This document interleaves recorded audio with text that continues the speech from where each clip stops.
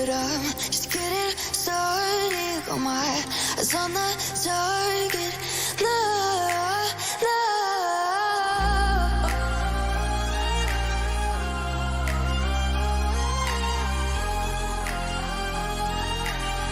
Till the battle's won, till kingdom come.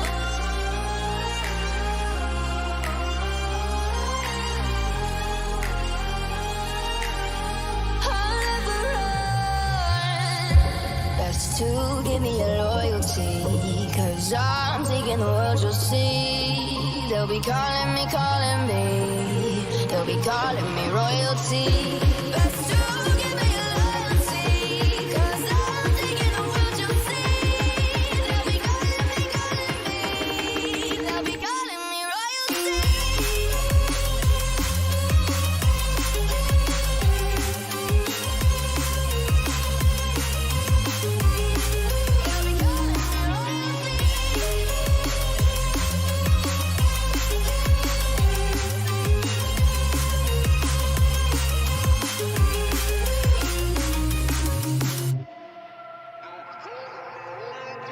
They say I'm dangerous 'cause I broke all the cages. No, I won't sit and take it. No, no. They left me for dead, I guess they'll never learn. Every time I break, there's just more pain to burn. They'll never, never, never learn.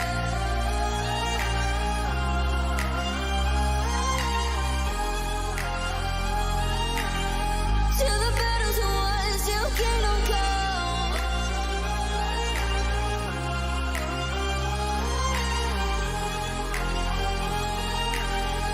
I'll never run.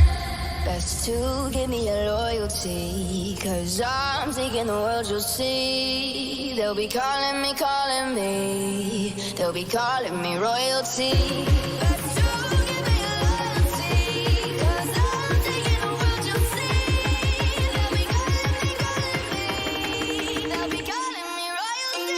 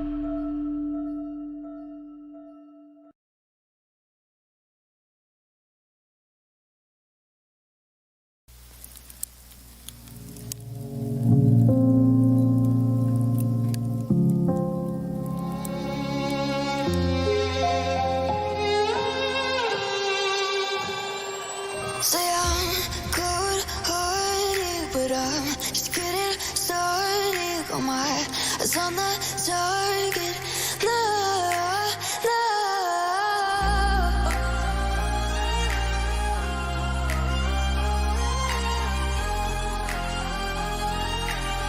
Till the battle's won, till kingdom come.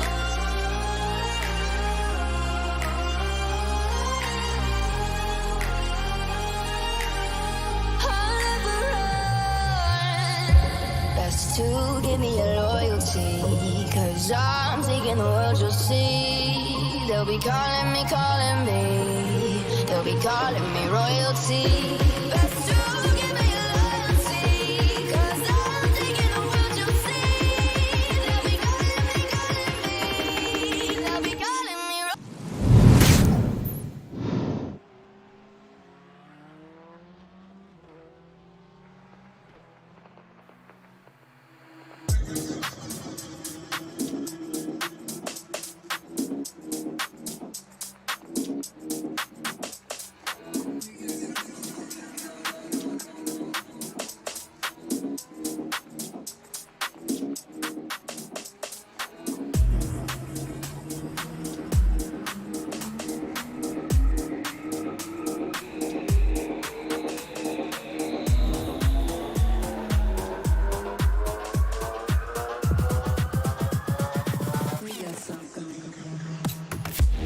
Round 4 of the Endurance Parameter Series, and we have got our first way, well, we're a quarter of the way into the season already. We have had 3 separate winners so far in the season, and we are moving very steadily forward towards crowning a brand new champion this season. And what better place to go to this week than a brand new track on the schedule for Endurance Parameters? That is the world famous Hungaroring, and it's going to be exciting from here. Monaco without the walls here on the Pony Express Sim Racing channel. Good evening, everybody. Thank you for making us a part of your evening. My name is Sam Cooper Bennett here for Pony Express Sim Racing, and joining me in the booth once again, returning after getting stuck in the snow last week, one Mr. Byron Rodney. Byron, welcome back. Yeah, it's good to be back. Good to be out of the snow. Well, temporarily. Good to be broadcasting from an undisclosed location somewhere in northern Kentucky, only because I don't know where the hell I am. And watching qualifying out on the track here in the Hungaroring, and you know what? I'm watching it from the blimp angle. Yeah, you were right. Monaco without the walls. What a technical track. It is, and it's very difficult to pass around here, and it's going to be where you pick your marks, or even it might even come down to strategy as this race goes on. Now, we do have a pretty shortened field for this one. Not as many GTE cars out on track. We do still have people joining the session. We do have new drivers in tonight's race, and we'll get to those in just a second. But it's going to be, like I said, like I just said there, Byron, it's all going to come down to strategy in this race, I feel. Yeah, it looks like a very technical course to me. I've never driven on this one. I'm going to have to go out and drive this.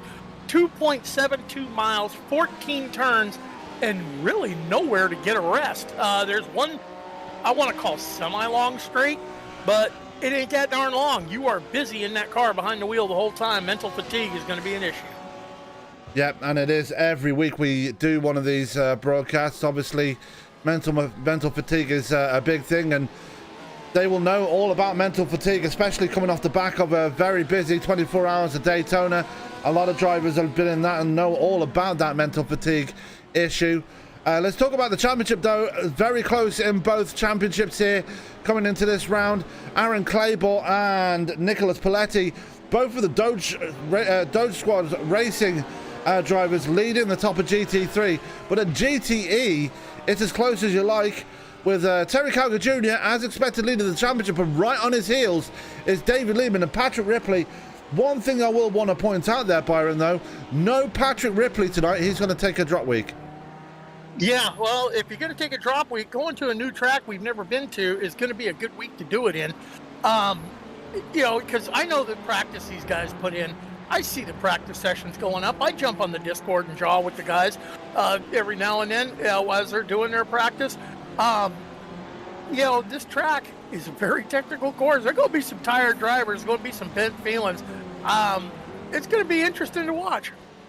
Now, only a handful of drivers have put times in so far in this one. The fastest time we've seen so far is Terry Cowger with a 1:42.968, and that is quite a bit faster than Paul Boyle, who's only putting a 1:44.102. Now, we do have the usual suspects out there on track as well.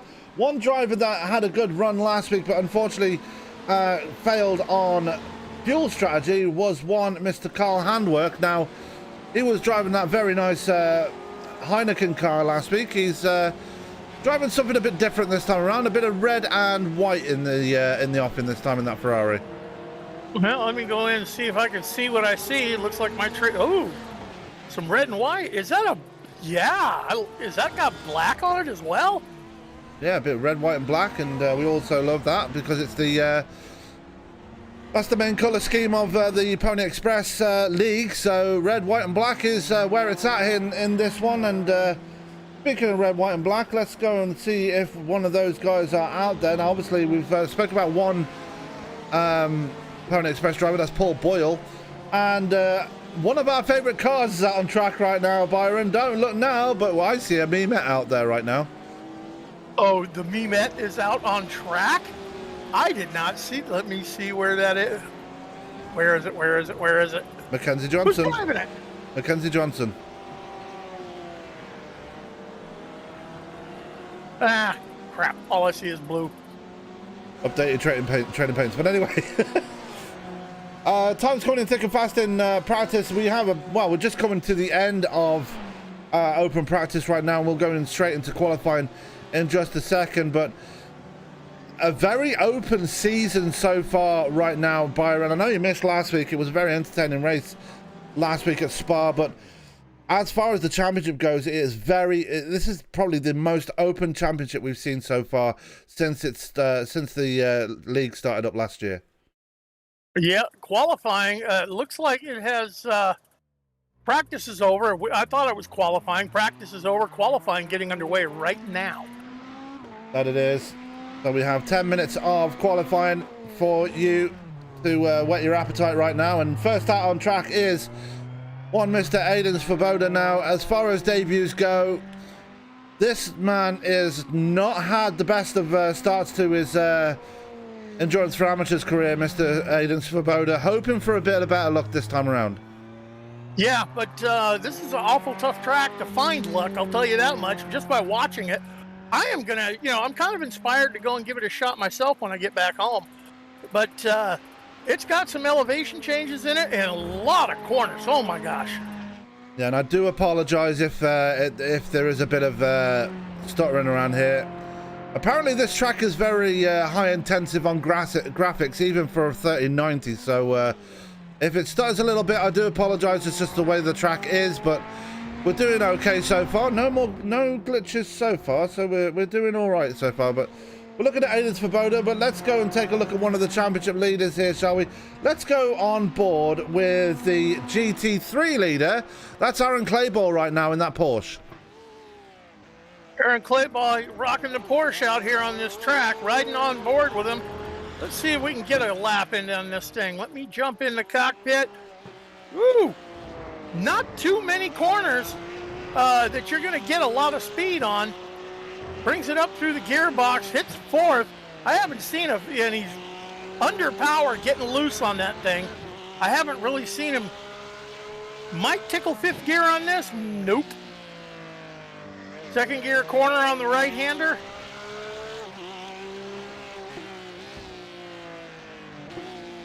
Now this very technical left-hander going up the hill towards the final turn now. Very good passing opportunity there and a very good passing opportunity here. Very wide corner. You can definitely get a nose underneath someone there as he comes to start his qualifying lap right now. And well, let's take a ride around with him. Take a full lap around the Hungaroring. Yeah, absolutely. We're going to call him out as he goes through right now. And then there's this very technical turn one. This one has changed over the years, but very good place to do some overtaking.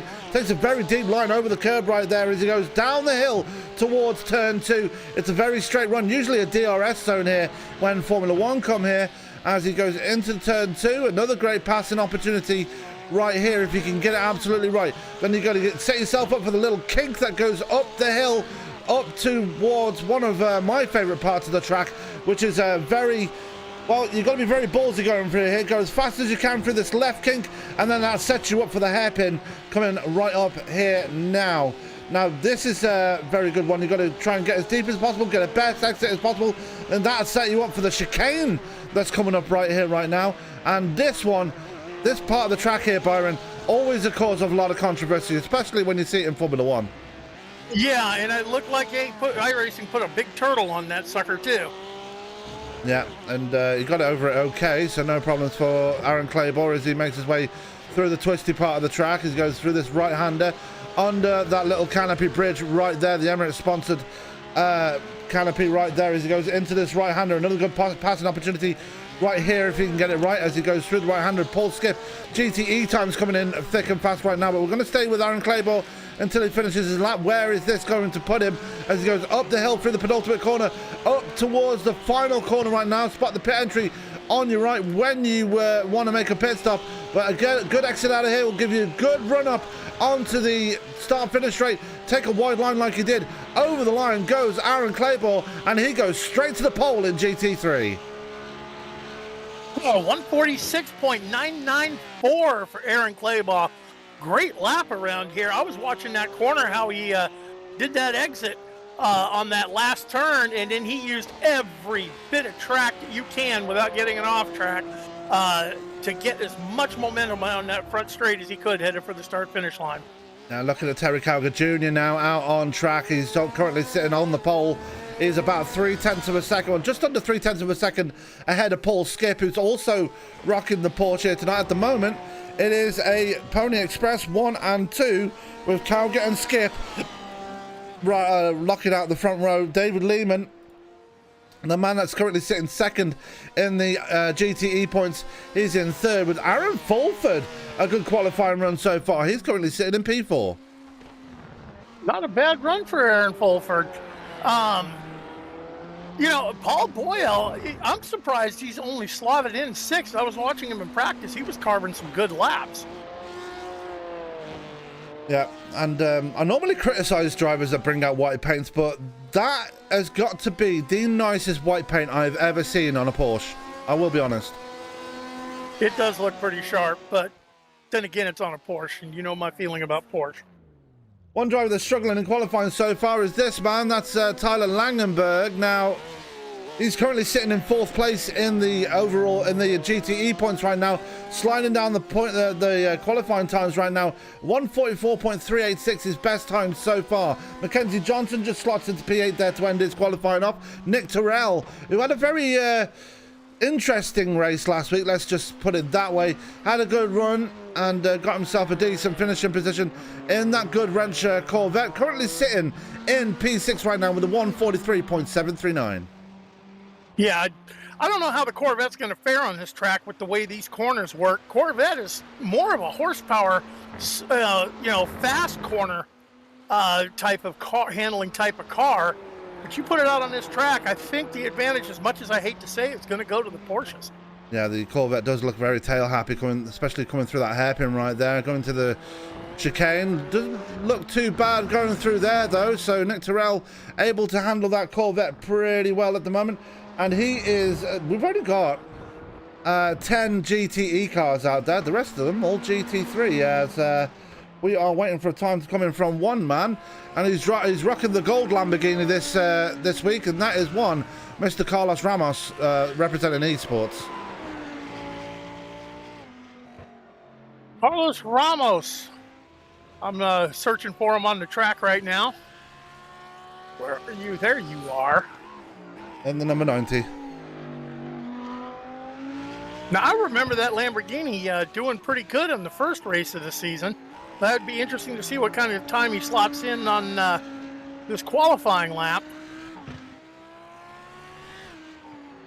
Well, Carl Handwerk, I've just noticed, has slotted into P3 now. He is the reigning GT3A champion, so good to see him still putting good times in. GT3B champion Roger Shank only down in P12, and that's just going to show how much of a struggle Roger Shank has had so far this season. Yeah, well, a lot of the guys are having struggles on this track. Times are all over the place. So I'm looking at a GTE class or GT3 class, 145 on the pole, all the way down to 150. So there's a 5-second gap between, first and 18th.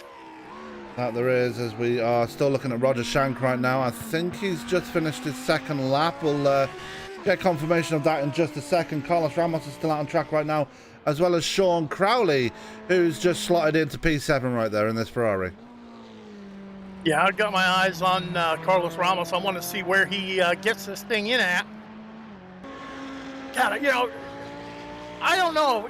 Are you a fan of it? I mean, when I'm looking head on onto that Lamborghini, it looks good. Then I get to looking at the tail, and I'm like, not so good. That's just the car, not the paint. I'm talking about the car itself. I just call it a pointy Audi. That's all I call it. That's all it is. It's a pointy Audi. It's just it's a wedge of cheese with an Audi engine in it. Send your hate mail to Samuel Cooper Bennett, formerly of Ireland, soon to be of the UK, P.O. Box OU 812. Well, I've got to be honest, it does look like a wedge of cheese with an Audi engine in it. It just... I mean, when it crashes, it looks like a wedge of Swiss cheese. Here we go, heading for the start-finish line, going to slot a time in for Carlos Ramos. Uses all the exit time that he can get. Carlos Ramos, only a 147.944 out of that car. Yeah. And that will only put him P17. Are you getting ready, Sam? We're getting ready. We're only got like 15 seconds left to qualifying. They're going to be gridding up for this race. Looking at the spread of times in these classes, 2 seconds from first to ninth in the GTE class. That'll be a little tighter, but that GT3 is all over the map for times. We're going to have some action all over this track. That we are, and with that, we are going to go straight to the race session right now, and let's go to the grid. And starting off,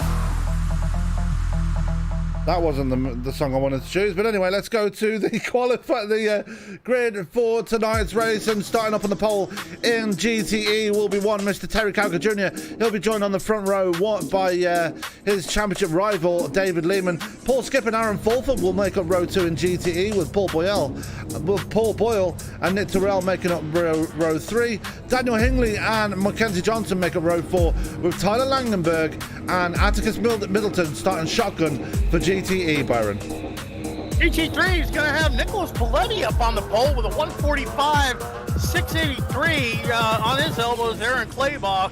Carl Handwerk's going to roll off third. Rolling off fourth would be Marcus Osborne. Kyle Smith rolling fifth. Mark Thomas sixth. Sean Crowley.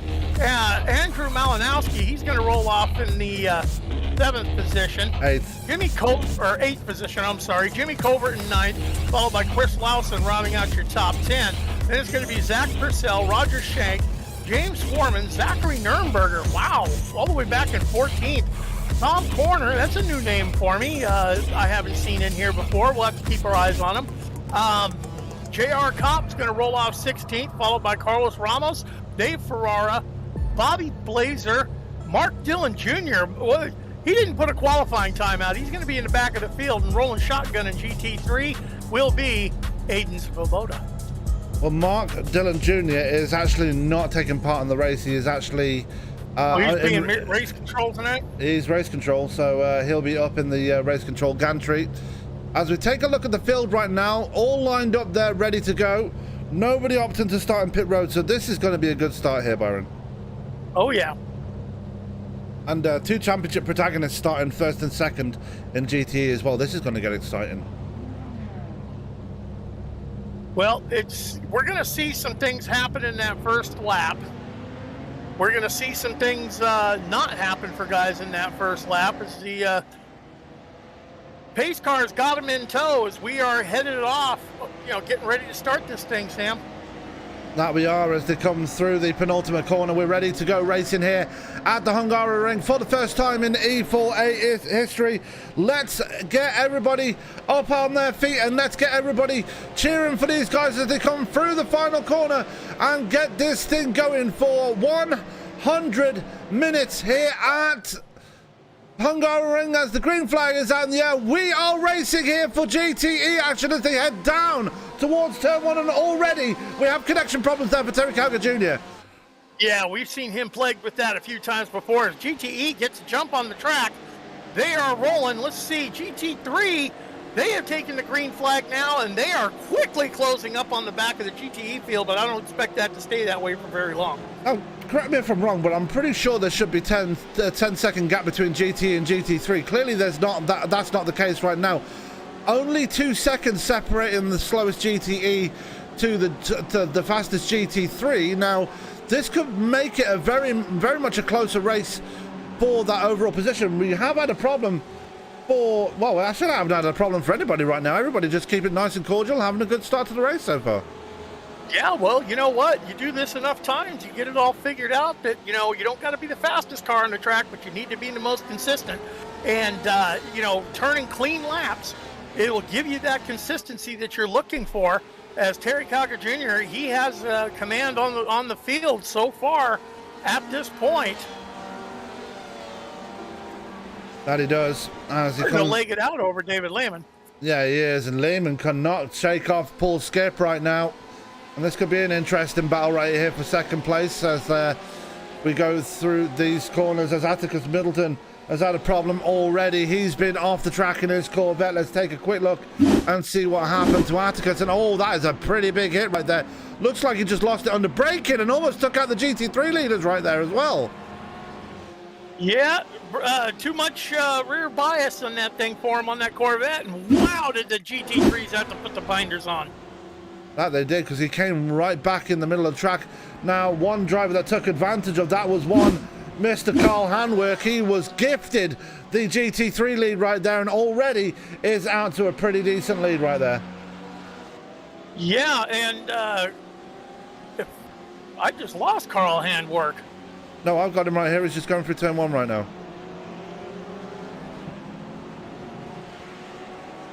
As we've had a very quiet, apart from the Atticus Middleton incident, we've had a pretty quiet start to the race so far as JR Carp is out on track as well. Let's not forget our good friend Mr. JR. He's the master of mediocrity. He's out on track as well, and he's currently sitting P17 in GT3 so far. Yeah, JR Carp. I'm going to be looking forward to calling some races. Do you want to drop the news on them while we get this beginning stages of this race going, Well, Sam? I already kind of announced it on Monday, but tonight will be my last broadcast for a good couple of months as I move into the UK next Wednesday. So, unfortunately, I will be taking a backseat, but Mr. JR Cop will be taking over in the production booth in my place. And, yeah, it's going to be you and JR from next Wednesday onwards. Yeah, looking forward to it. Continue to call this race. And if I am not mistaken, we have got a battle for second place in the GTE class really heating up. Paul Skip all over the back of David Lehman. Yep, I just went to that right there, and Lehman just cannot shake off that number 85 Porsche as they come down to complete lap 2. Paul Skip is right there. Aaron Fulford not too far behind as well. He's still ahead of Paul Boyle with Nick Terrell in P6, Daniel Hingley in P7, Mackenzie Johnson in P8, and Tyler Langenberg still struggling at the start of this race. He's all the way down in P9 at the moment. And for a person that's sitting 4th in the championship right now, that's not where you want to be. No, but I am, if I could get your focus back on that second place in GTE class battle, there are some sections of this track where David Lehman is able to leg it out. But look at how nimble that Porsche Paul Skip is. And this goes to show you how hard it is to pass at this track. Paul Skip is able to get right to the rear bumper, but there's no room anywhere on here to make the move. When he watches how close he gets up in the chicane, and then he just doesn't have the room. And then we look like we got a battle going on behind them with Aaron Fulton and Paul Boyle. Yeah, Aaron Fulford is in the Corvette as always, as his teammate keeps bouncing between GTE and GT3. I'm not sure if he's decided what category he wants to be in right now. As obviously, Carlos Ramos representing is Fulford's teammate. But Fulford doing okay so far, sitting in P4, as Bobby Blazer, one of the new drivers in the field, has had an incident. Just coming back on track right there. Let's go to a replay and see exactly what happened to Mr. Blazer. Currently, well, he's in the purple and blue Lamborghini. Let's see what happened here. Just ran a bit too far wide in the exact same place where Atticus Middleton had his incident and just nosed it into the tire wall. Yeah, it looks like they got it, you know, you get on those brakes real hard. If you're not in a straight line and you got a little too much rear bias dialed into it, it snaps see you by, nose on in. Going back to the battle for second place in GTE, and now this is where it gets interesting right here, Byron, because whilst those two are battling for second place, they are also not letting Terry Calger get away either. No, Terry Calger, he is not getting too much of a lead on him. He's only got a second out on him. But Lehman and Skip, that battle, it's going to heat up. I'm wondering how long is Skip going to wait before he actually makes a lunge. But will he, you know, be able to successfully stick that lunge? Because it looks like, to me, the only passing opportunities we're really going to see are going to be under the corners where we have heavy braking and you can get that dive on the inside, but you need the traction to hold it. And that also brings another question to my mind. How are these guys going to work their tire strategy? Because to me, this track looks like it's going to eat tires. Now, the amount of corners that you have to go through just to make it round a lap, as Zach Purcell has an incident. We're going to go to that in just a second. It's gonna be very, very harsh on the tires, and they're gonna. I reckon we're gonna see some tire changes tonight, but there's always going to be one or two drivers that do take the gamble and try and double stint the tires, or maybe triple stint the tires if they do make two stops. Let's take a look at the incident for Zach Purcell and see what happened to him as he's fallen right down the back of the field as he's coming up the hill towards the left-hand kink.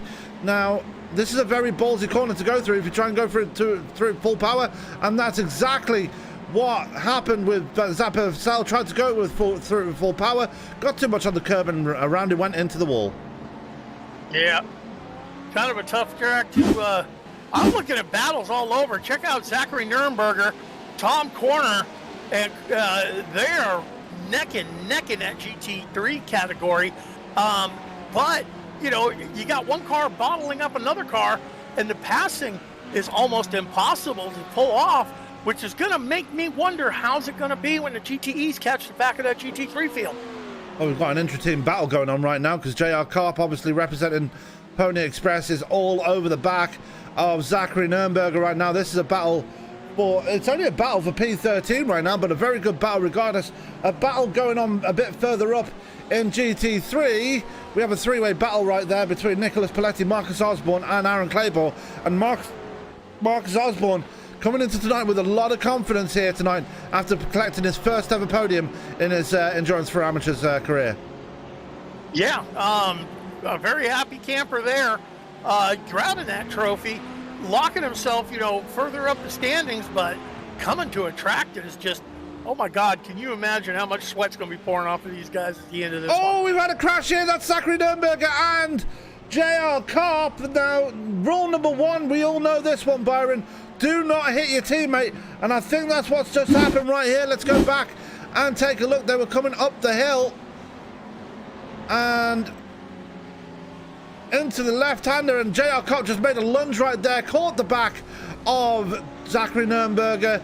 Around goes Nuremberger. Carp stays still and lets Nuremberger get going again, but like I just said there, Byron, rule number one, don't hit your teammate.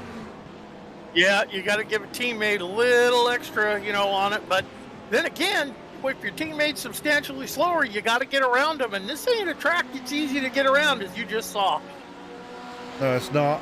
And he did make that late move, but still ended in contact. Paul Boyle has had an incident. He's been off track, but I think it was just a normal off track because he's still right behind Aaron Fulford. We're going to go back to the battle for second place in GT3 though.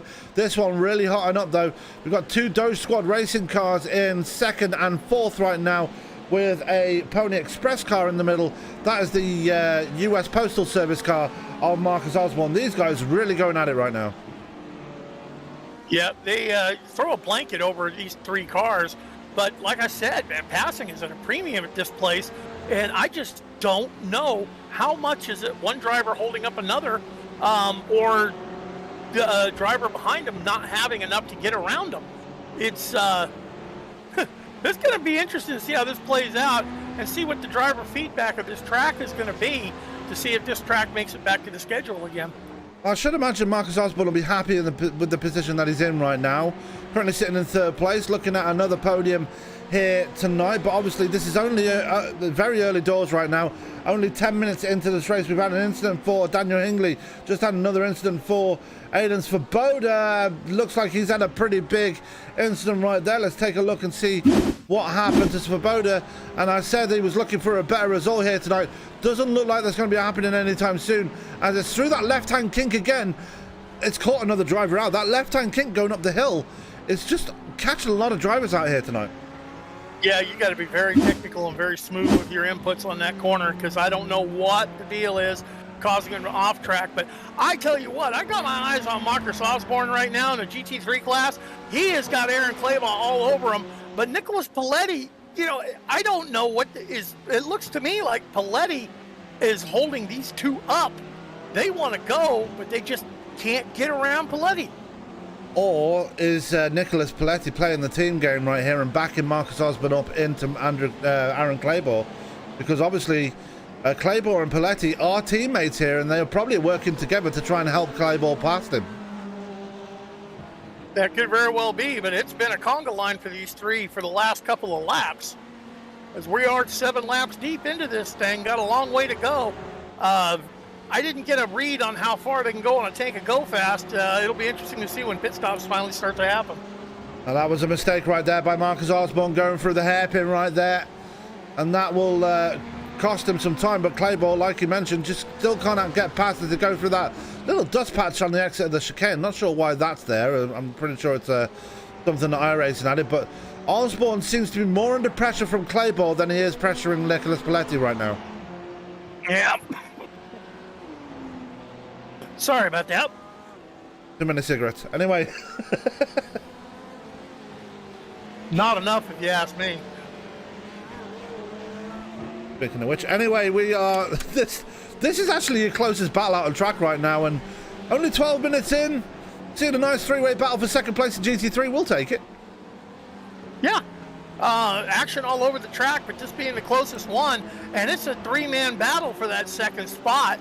And Marcus Osborne is doing very well holding his own. He is not letting Nicholas Paletti get away.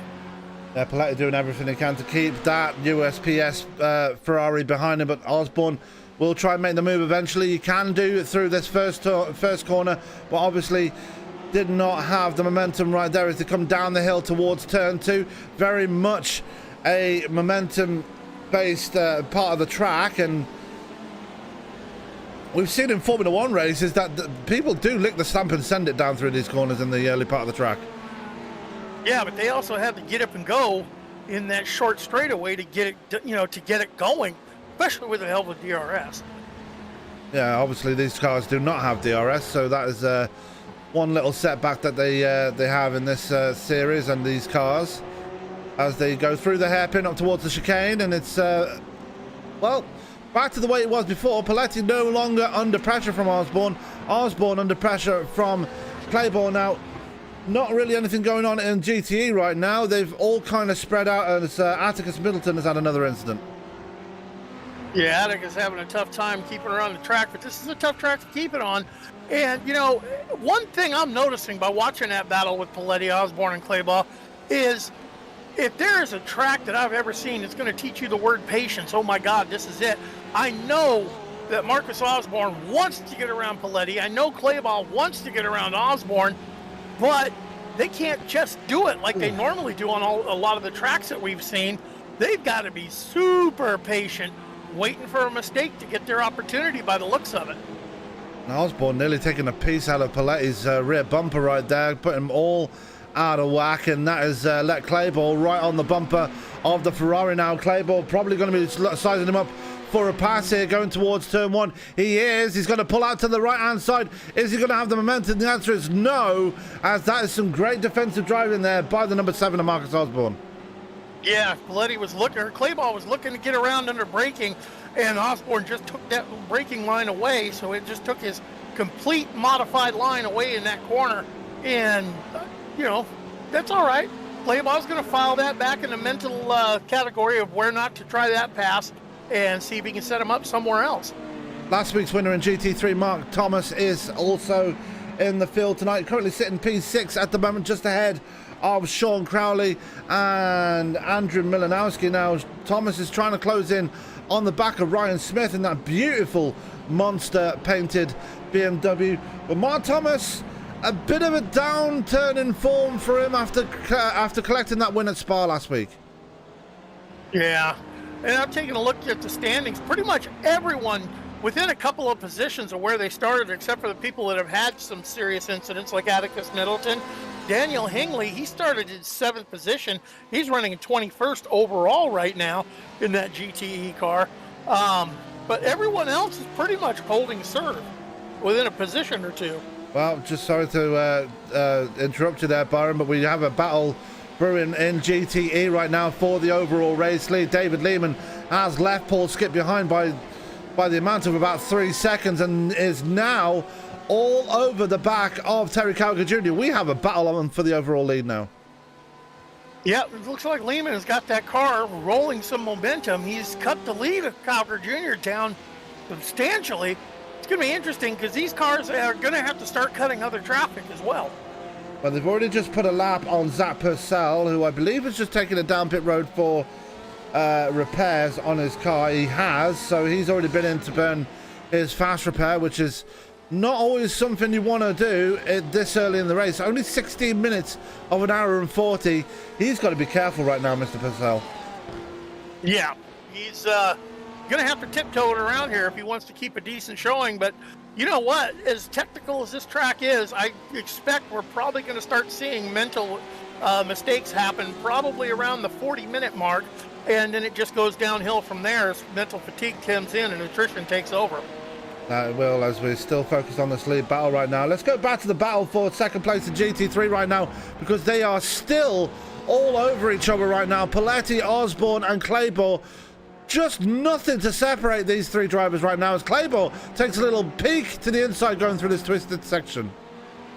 Yeah, but not enough momentum, not enough speed to be able to carry through that twist to capitalize on it. But he did have an inside peek.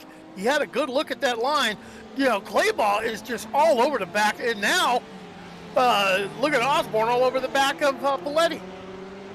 And Paletti looking to try and hold on as much as he can now as they go through the penultimate corner on the track. Now, if you want to get a good run and try and get a good pass going, oh, that is a big mistake there by Osborne. The car going for a bit of a Tokyo drift there through the penultimate corner. That is going to leave the door wide open for Aaron Clayball if he can get a good run out of the final turn. Yeah, Clayball's got that good run, but he just doesn't have the momentum, and there's not enough space for these cars to really catch that draft. And he just cannot get up to make that inside lunge to the first turn.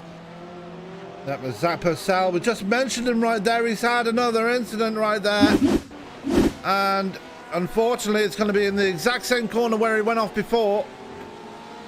Just trying to go in a bit too fast through that kink and just into the wall. And that is a big, big hit. And that might be race ending there for Zach Purcell.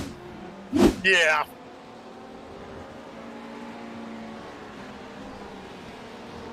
We go back to the battle for second place of GT3. Still going on. These guys are just going at it big time. I could just stay the whole race on these guys, as interesting as they're making it. This is so technical. It is so hard to pass. And you're looking at Porsche on Ferrari on Porsche crime going on here. And I can't tell who's got the advantage in these 2 manufacturers. At the moment, Nicholas Paletti does have the legs on these 2 through the technical mid part of the track. It's just in the fast sections, it seems that Osborne and Clayball have a better run than Paletti, as you saw right there, as he went down the straight, they were able to catch right up to the back of him again. But it's through the corners that Paletti seems to have the advantage right there. Yeah, it also boils down to driving style. Each guy has their own flavor of driving. As Claybaugh takes it a little wide on the corner there, as they head into the twist, it's just no one can get an advantage to be able to get a move on, to make a move on these corners. To me, it looks like you pretty much have to be touching bumpers before you're going to be able to make a lunge on a corner here. And look at the braking from Marcus Osborne right there, really closing in on the back of Paletti, but Paletti getting a much better exit and able to get a bit more of a gap, and that's funneling Osborne back into Claiborne, not really working out for him. And Osborne, don't leave a door open that wide, sir, because Claiborne would be right underneath it. Thankfully, he recovered from that pretty quickly. But these guys going at it. We've got a battle a bit further back as well. Martin Thomas and Sean Crowley going at it for the last spot, well, for P6 right now. Yeah, Shane Crowley all over the back of Sean Mark Crowley. Thomas. Sean Crowley. Sean. I got to get a kick and a ding-ding from somebody at every race. Come on now. Yeah. Zach Purcell, as you predicted, has put it on the hauler for the night.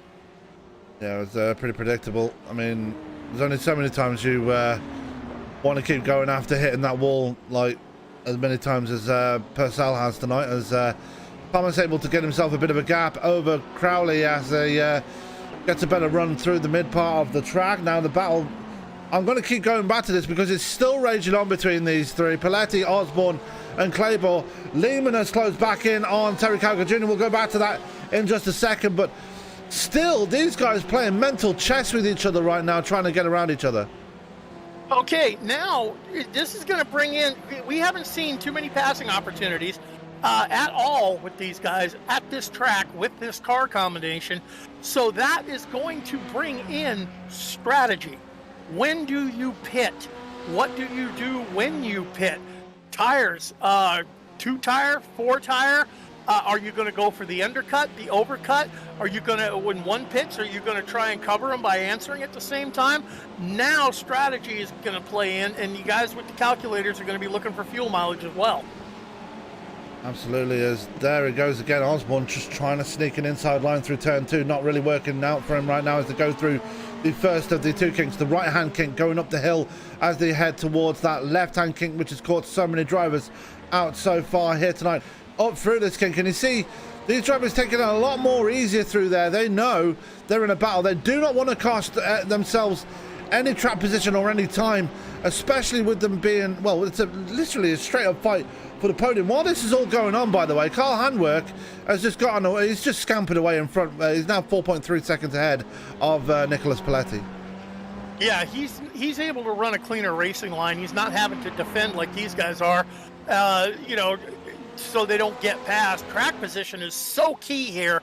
It's going to be interesting how this all pans out through the strategy thing. As I take my focus back to the lead, Terry Calgar Jr., he has got David Lehman right on his tail now. David Lehman has been chopping into him ever so slightly, and those connection issues for Calgar Jr. have got to be making Lehman a little nervous around this track especially. Yeah, and we saw this on Monday, a couple of drivers having connection issues, and that was making them nervous. And a track which is, well, it's the first time these guys have ever been to this track, so it's going to be nervous because you've got to predict where the car is in front of you, and Terry Calgar Jr. is still blinking in and out heavily. This is why David Lehman has backed off right now. Yeah, I'm watching. I went over to check the quality of the signal. Calgar Jr. is bouncing from 133 ping up to over 1,000, back to 100, up to 1,000. So yeah, he's having some latency issues with the server. Maybe we should see if we can get him connected to a better server farm on this thing. But that's what's going on with your leader, Calgar Jr., and it's got to be making Lehman real nervous, not wanting to go for that lunge. As tight as this track is, he blinks out, he blinks back in, netcode takes over, and you ruin two guys' races at once.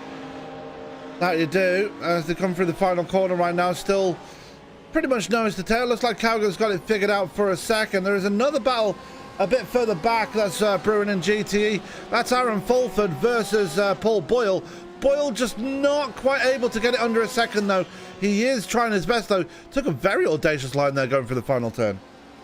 Yeah, but look how quick that Corvette legs it out under horsepower on the straightaways. But the Porsche Boyle just catches him in those tight corners. Yeah. I'll never put the Porsche down as a good cornering car, but it seems that it's a lot better than the Corvette right now. Yeah, well, the Corvette, and that's another thing too. The Corvette, with the horsepower that it has, you know he's got to be ginger on that throttle. Those rear tires wear down and get a little hot and greasy. He's going to have to be even more careful when he lays the power down so he doesn't snap that rear end around and make it a little loose to where he can loop the car out on the track. Because we've seen it, track position is key here. More than key, big time key. So, yeah, strategy's going to come play into it. That second place battle, I mean, I am still fascinated with that second place battle in the GT3 class. That's where the action is right here. These three cars, and I cannot wait to see what happens when pit cycles happen, to see where these three, come in. It's going to boil down to, are you going to hit your pit marks perfectly? No speeding in, no speeding out. Are you going to line up with that pit perfect? Because we know how iRacing is. That if you're out of position in your pit, but it still does the service, it costs you an extra second, and that's going to be big time on this track. Oh, we've had a big incident for Paul Skip as he goes straight on into the Armcoat barrier. Got it all wrong through that right-hander, which you normally take almost flat out, and just noses it into the Armcoat. That is going to hurt his race now. Not by his engine, because the engine's in the back, but aerodynamically that's going to hurt him, as already Aaron Fulford senses blood in the water. Yeah, Aaron Fulford is caught right back up to him. All that track position Paul Skip had, he gave up on a mental error.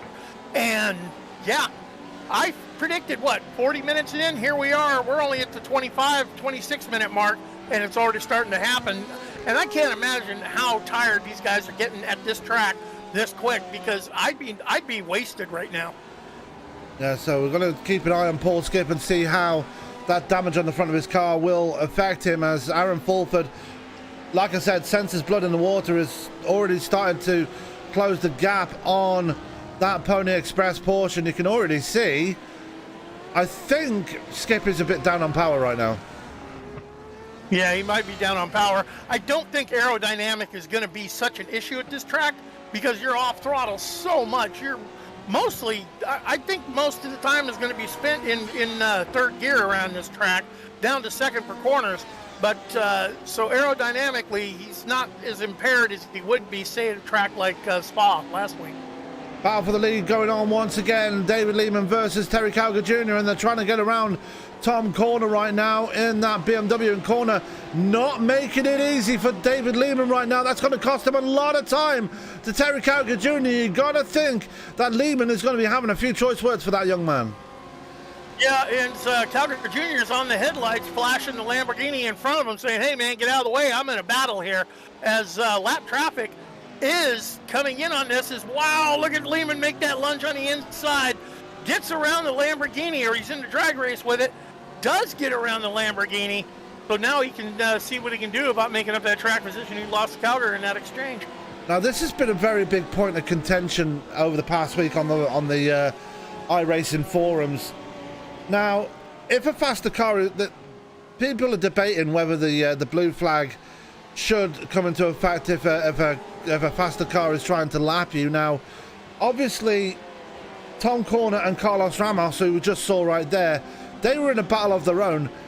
Were they entitled to keep racing as they were, or did they have to yield to the leaders right there? It's a very grey area, especially on iRacing, where they have that blue flag with the yellow line in the middle. Well, what you're getting is the corner man giving you the flag to move over. There's a faster car, a lap ahead of car coming behind you. But normally you would yield the racing line to the faster car if you're a lap down. Some sports, say like F1, yeah, you have to. They tell you move over, and they only give you so many times to do it. But if you get down to the rule book, The rules state you are the overtaking car. It is your responsibility to find a safe way around the car you're overtaking. Now, that applies to a single class race. We're in a multi-class race. You have GTE cars that are faster, more horsepower than the GT3 cars out on the track, and they are going to be several laps ahead by the end of this thing. And if two cars are racing for position, you got to give them respect and pick your way around them. But if you're in a lower class car and a faster class car is coming up behind you, the common courtesy says, get out of the way, yield him the racing line, which in my opinion will give you much respect from the driver if anything happens where he can help you out. But rules state the overtaking car needs to safely overtake the car that he's passing. And so yeah, that gray area is all about it. People are going to complain, bitch, moan, and yell, and I tend to yield to common sense, because if I'm a slower car and a faster car is coming up behind me, I'm going to yield to him, because that'll pay off dividends. It'll also not cause him to make a stupid lunge and possibly give us both a wreck. Yeah, it's definitely a point of contention. Get your voices out in the chat as well if you've got an opinion on it as well. Obviously, we like to keep interacting with you guys and like to hear what you have to say. Now, we've had a very different change in circumstance in GT3. Marcus Osborne now has moved up to second place. We've seen a move happen here whilst we were talking about that, and I completely missed it, unfortunately. Nicholas Paletti fell down 2 positions. I'm wondering if he didn't have an off track or make a mistake to yield to that gave him a, where he got ahead of it. I mean, the other 2 cars were able to get ahead of him. And this is what happened. It was a clean pass by Marcus Osborne into turn 2. Got the inside line, and I said, don't leave that door open too wide, because it'll stick his nose under there. And Marcus Osborne got that opportunity, took that second place away. A fantastic move there by Marcus Osborne. Nothing Nicholas Paletti could do about it. Yeah, but Aaron Claybaugh has moved up, ahead of Nicholas Paletti as well. So I'm wondering, did Nicholas Paletti let his teammate go on by to go after him? Because he did. Maybe Nicholas Paletti was the slower car.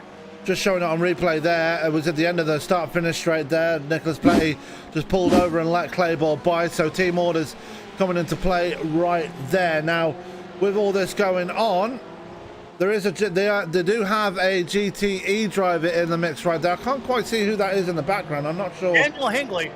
That is Daniel Hingley. And Hingley's had a few problems there. He's trying to make his way back up for the field as Claybaugh taking a very wide line coming out of the final turn. Yeah, Claybaugh, excuse me, he is doing his best to apply all the pressure he can to Marcus Osborne, and Marcus Osborne driving one heck of a defensive line through here. He is like, hey, look, man, I'm going to race my line. You want to get around me? Modify yours. Now, that's where that racing code that we talked about comes into play. It's Aaron Claybaugh's responsibility to pass Marcus Osborne safely. And Aaron Claybaugh is doing everything he can. Marcus Osborne is simply driving his racing line. He's like, if you want to get around me, you find a way. Oh, big incident right here. Carl Hamburger spun from the GT3 lead. And it's through that corner we've been talking about all night. It's caught drivers out. It's caught out the GT3 leader here. We're going to go back and take a look at this right now, Byron. Time damage. He just went back into the wall again. Yeah, handwork. Oh, and he just hit the wall really hard through that corner, and that is going to be at least a fast repair. His car is crabbing right now. Yeah, not only is it crabbing, it's smoking as well. So, yeah. Oh, wow. It is really crabbing. He has knocked the rear end completely off kilter on that machine. Big time damage on the nose, big time damage on the rear, and he's having a heck of a time trying to keep it on the track. He's got to tow that. He's got to have to tow that. How far is he away from pit entrance? About 3 corners.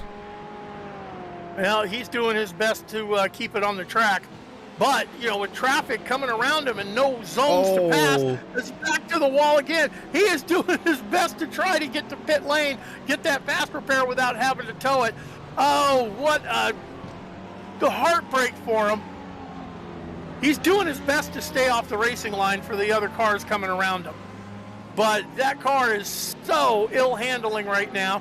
I got my eyes on him. I want to see see if he's going to be able to successfully even get it into pit lane. Well, he's just he finally makes pit entrance. Yeah, he does. And oh, this is very treacherous. But he gets it there finally. That has all the earmarks of the damage model of a flat tire. No, that's a suspension knocked out. And as he hits the pit wall, oh my goodness me, this is just going from bad to worse for Carl Handwerk. It is going to cost him a ton of time right now, as here comes Zachary Nürnberger and JR Kopp, who are still battling past him, and Handwerk takes the fast repair. Done. Yeah. Wow. He's going to take this opportunity to actually get a full pit stop in here, so this might work in his favor. Only problem is he's going to be so far back now.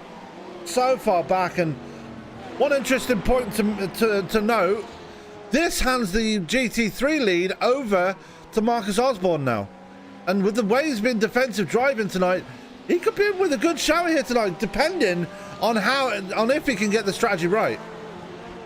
Yeah, well, it's all about the strategy right now, as Marcus Osborne is driving his heart out right now. He's got Aaron Clayball putting all the pressure that he can all over the back of him, and you know how it goes, Sam. We get a car that close to our rear end, we start driving out of the rear view mirror more than we do the windshield, and that's where mistakes happen. But wow, Marcus Osborne is putting on a clinic of not driving from the rear view mirror. He is got confidence in Aaron Clayball that if Aaron's going to make the move, he'll do it cleanly. He's not yielding that racing line whatsoever.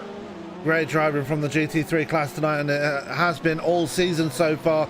This GT3 class has been impressing me week in and week out. We just saw an incident there from Aaron Fulford. Now, he got caught out by that kink going up the hill as well, so another driver being caught out by that one. We've had an incident for JR Kopp as well. He was in a battle with Zachary Nürnberger. Let's go back and take another look and see what happened here. These guys have been going at it since the start of the race, throwing team orders out the window. They're battling hard right now, and that looks like Zachary Nürnberger giving his teammate a bit of a receipt there going through turn 2.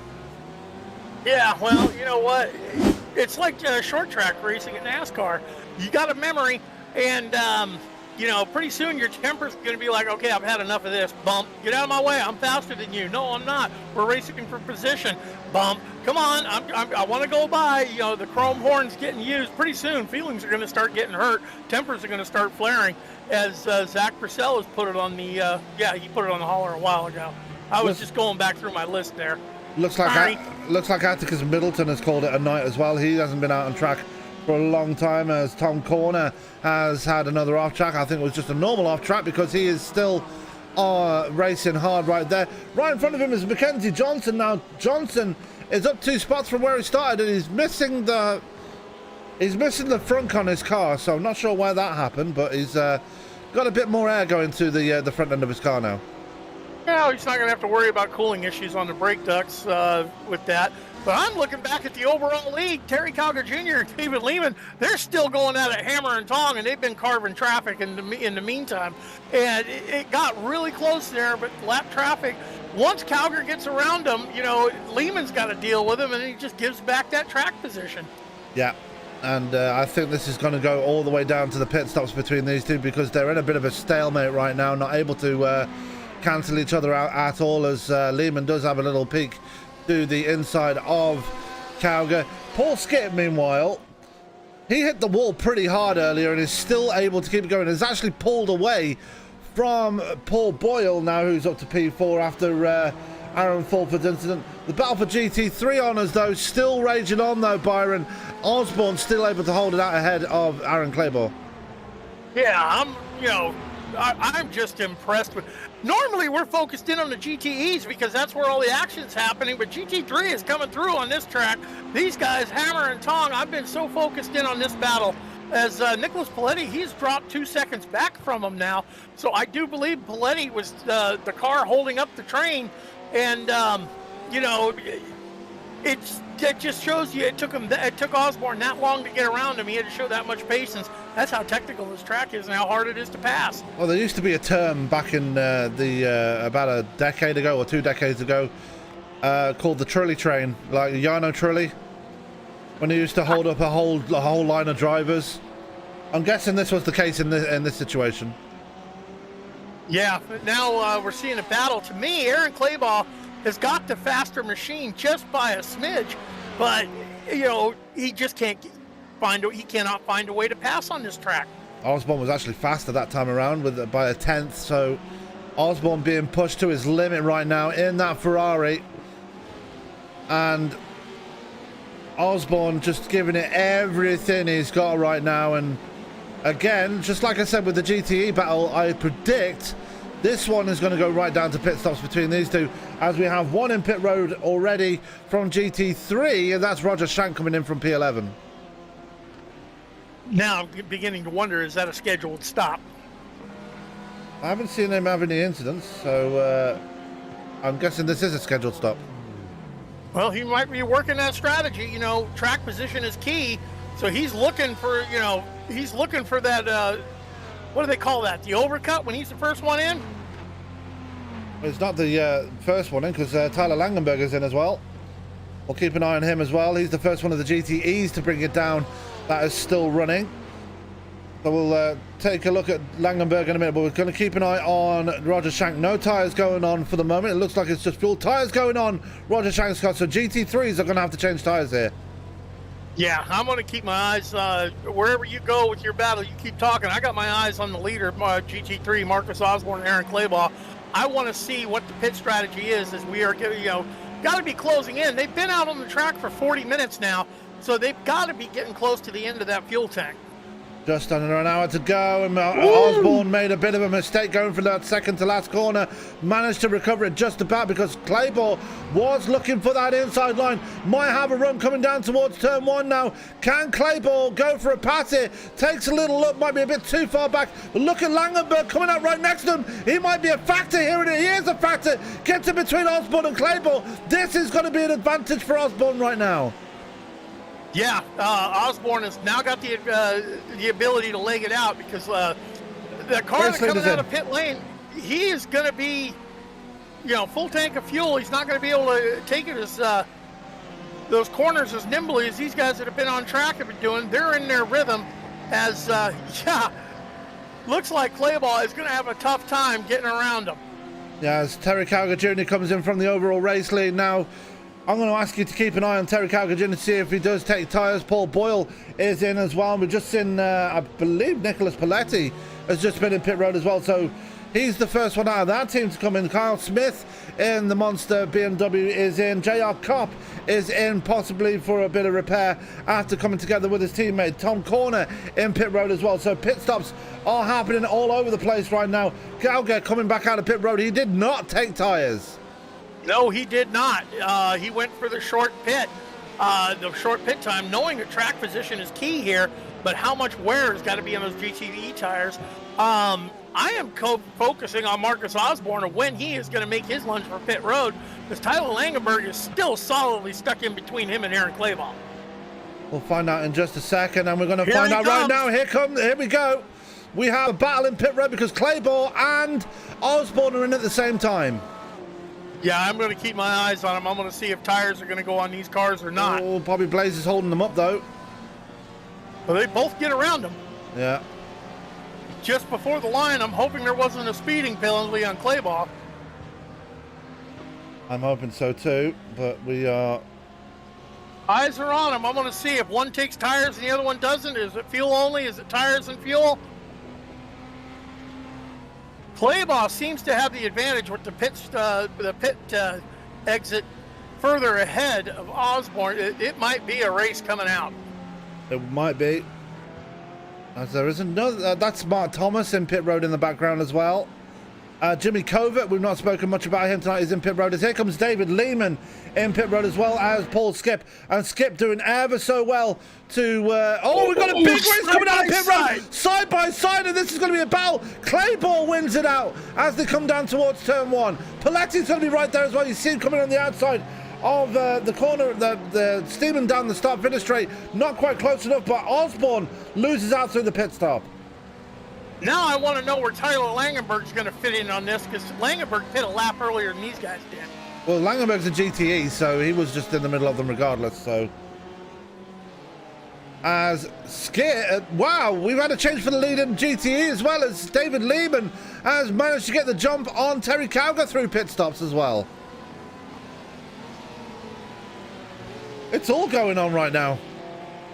Yeah, well, we got another pit stop or two we're going to have to make, because they made this one at about the 45-minute mark, which means that they're going to have to make another stop or maybe a splash and go. And you got to wonder, the guys that did not take tires, are they going to be hurting for tires on that splash? You know, it's going to be interesting to see how this goes. Strategy is all figured up, as Marcus Osborne seems to be legging it out a little bit over Aaron Clayball is legging it out over Marcus Osborne in the GT3s. Yeah, and that's what Clayball needed. He needed to get around Marcus Osborne so he can, but Osborne not letting him get away right now. This is not your battle for the lead. Actually, the leaders in GT3 are coming in right now. Sean Crowley and Andrew Melanowski are coming in. James Foreman, currently sitting in P3, expect him to come in pit road as well, as he is right now. Well, I think it's safe to say that these guys found the bottom of the fuel tank. Yeah, they did. Overall leader is Nick Terrell right now. He's just coming into pit road in his good wrench Corvette. Not too bad of a race for Terrell so far. Here comes Aaron Fulford as well in his Corvette, and going around him almost immediately will be David Lehman, who is your leader ahead of Terry Cowger, has managed to get a jump on him. Look at this though, Byron. The gap between Lehman and Cowger, I'm guessing once Cowger makes his way around him, it's going to be about 5, maybe 6 seconds. Yeah, 7 seconds. Track position, 7 seconds, and that just happens to go. Where are you going to cycle out in lap traffic? Because you've got to negotiate that lap traffic, and if the guy gets out ahead of you in pit lane and he's got clear track, you come out of pit lane and you've got a couple of lap cars in front of you, your frustration level just went up through the roof. Yeah, and you've got to be thinking as Mark Thomas goes off through turn 2 right there, just got it all wrong. And that won't help his cause, because Andrew Malinowski and Sean Crowley got the jumping him through the pit stop, so Thomas will not be happy with where he is right now, as Clayball and Osborne have retaken first and second in GT3. Osborne now. Clayball is on the whip. I've been watching him through the last few corners, and that car is getting wicked sideways coming off the corners. He is getting on the whip as hard as he can in that Porsche. That he is, and that's left back Marcus Osborne now defending his second place, because Nicholas Paletti is right on the tail of Osborne, and that car looks very tail happy. That Ferrari does not look happy. Clayball's coming back in. I think he's got a penalty. Yeah, I you know what? The way he came out of pit lane, I was wondering, did he get a penalty? Because Marcus Osborne got out of his pit stall first, and Aaron Clayball pitted ahead of, in a stall further up the track from Osborne, but he beat him out of pit lane, so I'm thinking, yeah, he did catch a penalty. But could this also be strategy of him coming back in, topping it back off for a run to the end? Well, because we are coming up on halfway. We're going to go back and take a look and see what happened here. It looks like maybe I think it didn't look like Clayball was speeding, but I wonder if he was popped for speeding in pit road there. I don't really know. He was trying desperately to keep it with Osborne like that. Well, remember, they also passed a slower car on pit entry. Did he catch a pit? If he would have caught a speeding on pit entry, he would have served it in his pit. So it had to be on exit if that's a penalty, which it seems to be, because he's in there an awful long time. He's been in there over a minute now in his pit box.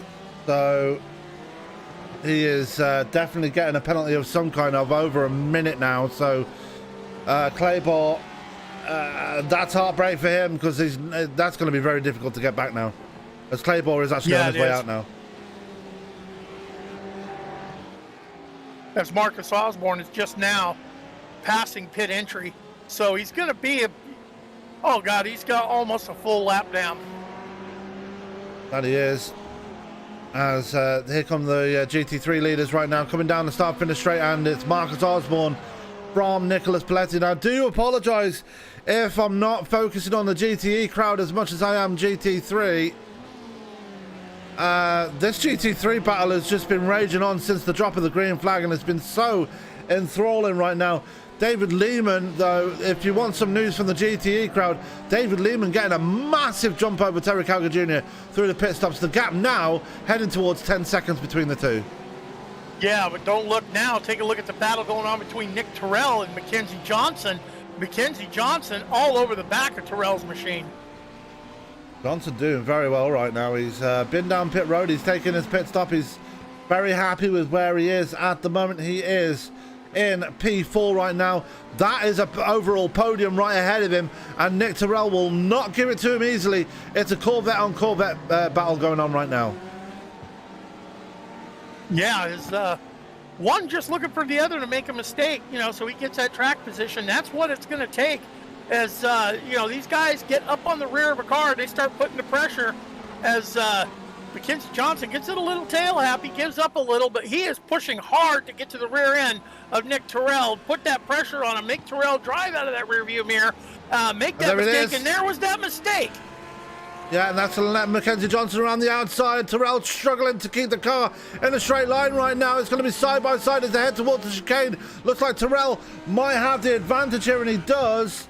So Terrell able to hold on for now. And while all this is going on, that's, I believe that's Daniel Hingley coming up behind him. Where has he come from? Yes, Daniel Hingley is flying that car around there. He is up on the back of this battle. He's going to join in this battle and make that Porsche be a part of this thing. Well, Hingley took it down pit road on lap 6. He's not been down pit road yet for a... I don't think he's been down for a full stop yet. So that's where the reason why he is where he is. And he's going to be joining this battle for what will be P3 at the moment, and Mackenzie Johnson still trying to find a way past Nick Terrell right now as Hingley runs wide through the second to last corner. Bobby Blazer is making his way back into pit road, but now Mackenzie Johnson looking for that really big slingshot out of the final turn. Now he's going to go for a pass here down in turn 1. This is where he's got to make it if he wants to get by. Yeah, but it just doesn't have... Oh, here he goes. There's a move to the inside. He's hard on the brakes, has the inside line through 1. They almost make contact. That outside momentum is now a drag race. They do make contact on the exit of turn 1, and Mackenzie Johnson went in way too deep there and just lost out there. All that momentum was gone as soon as he made that move. Now he's got to probably wait another whole lap to try again, but if Terrell makes that mistake again going into the hairpin, that's where he might see an opportunity once again. Yeah, you just saw a perfect object lesson of how hard it is. We've seen these guys for, what, 2 laps now, focused in, Sam? And, yeah. and you've seen how hard it is to get a pass on this track. It is going to be a barn burner as cross flags are in the air. We're halfway there.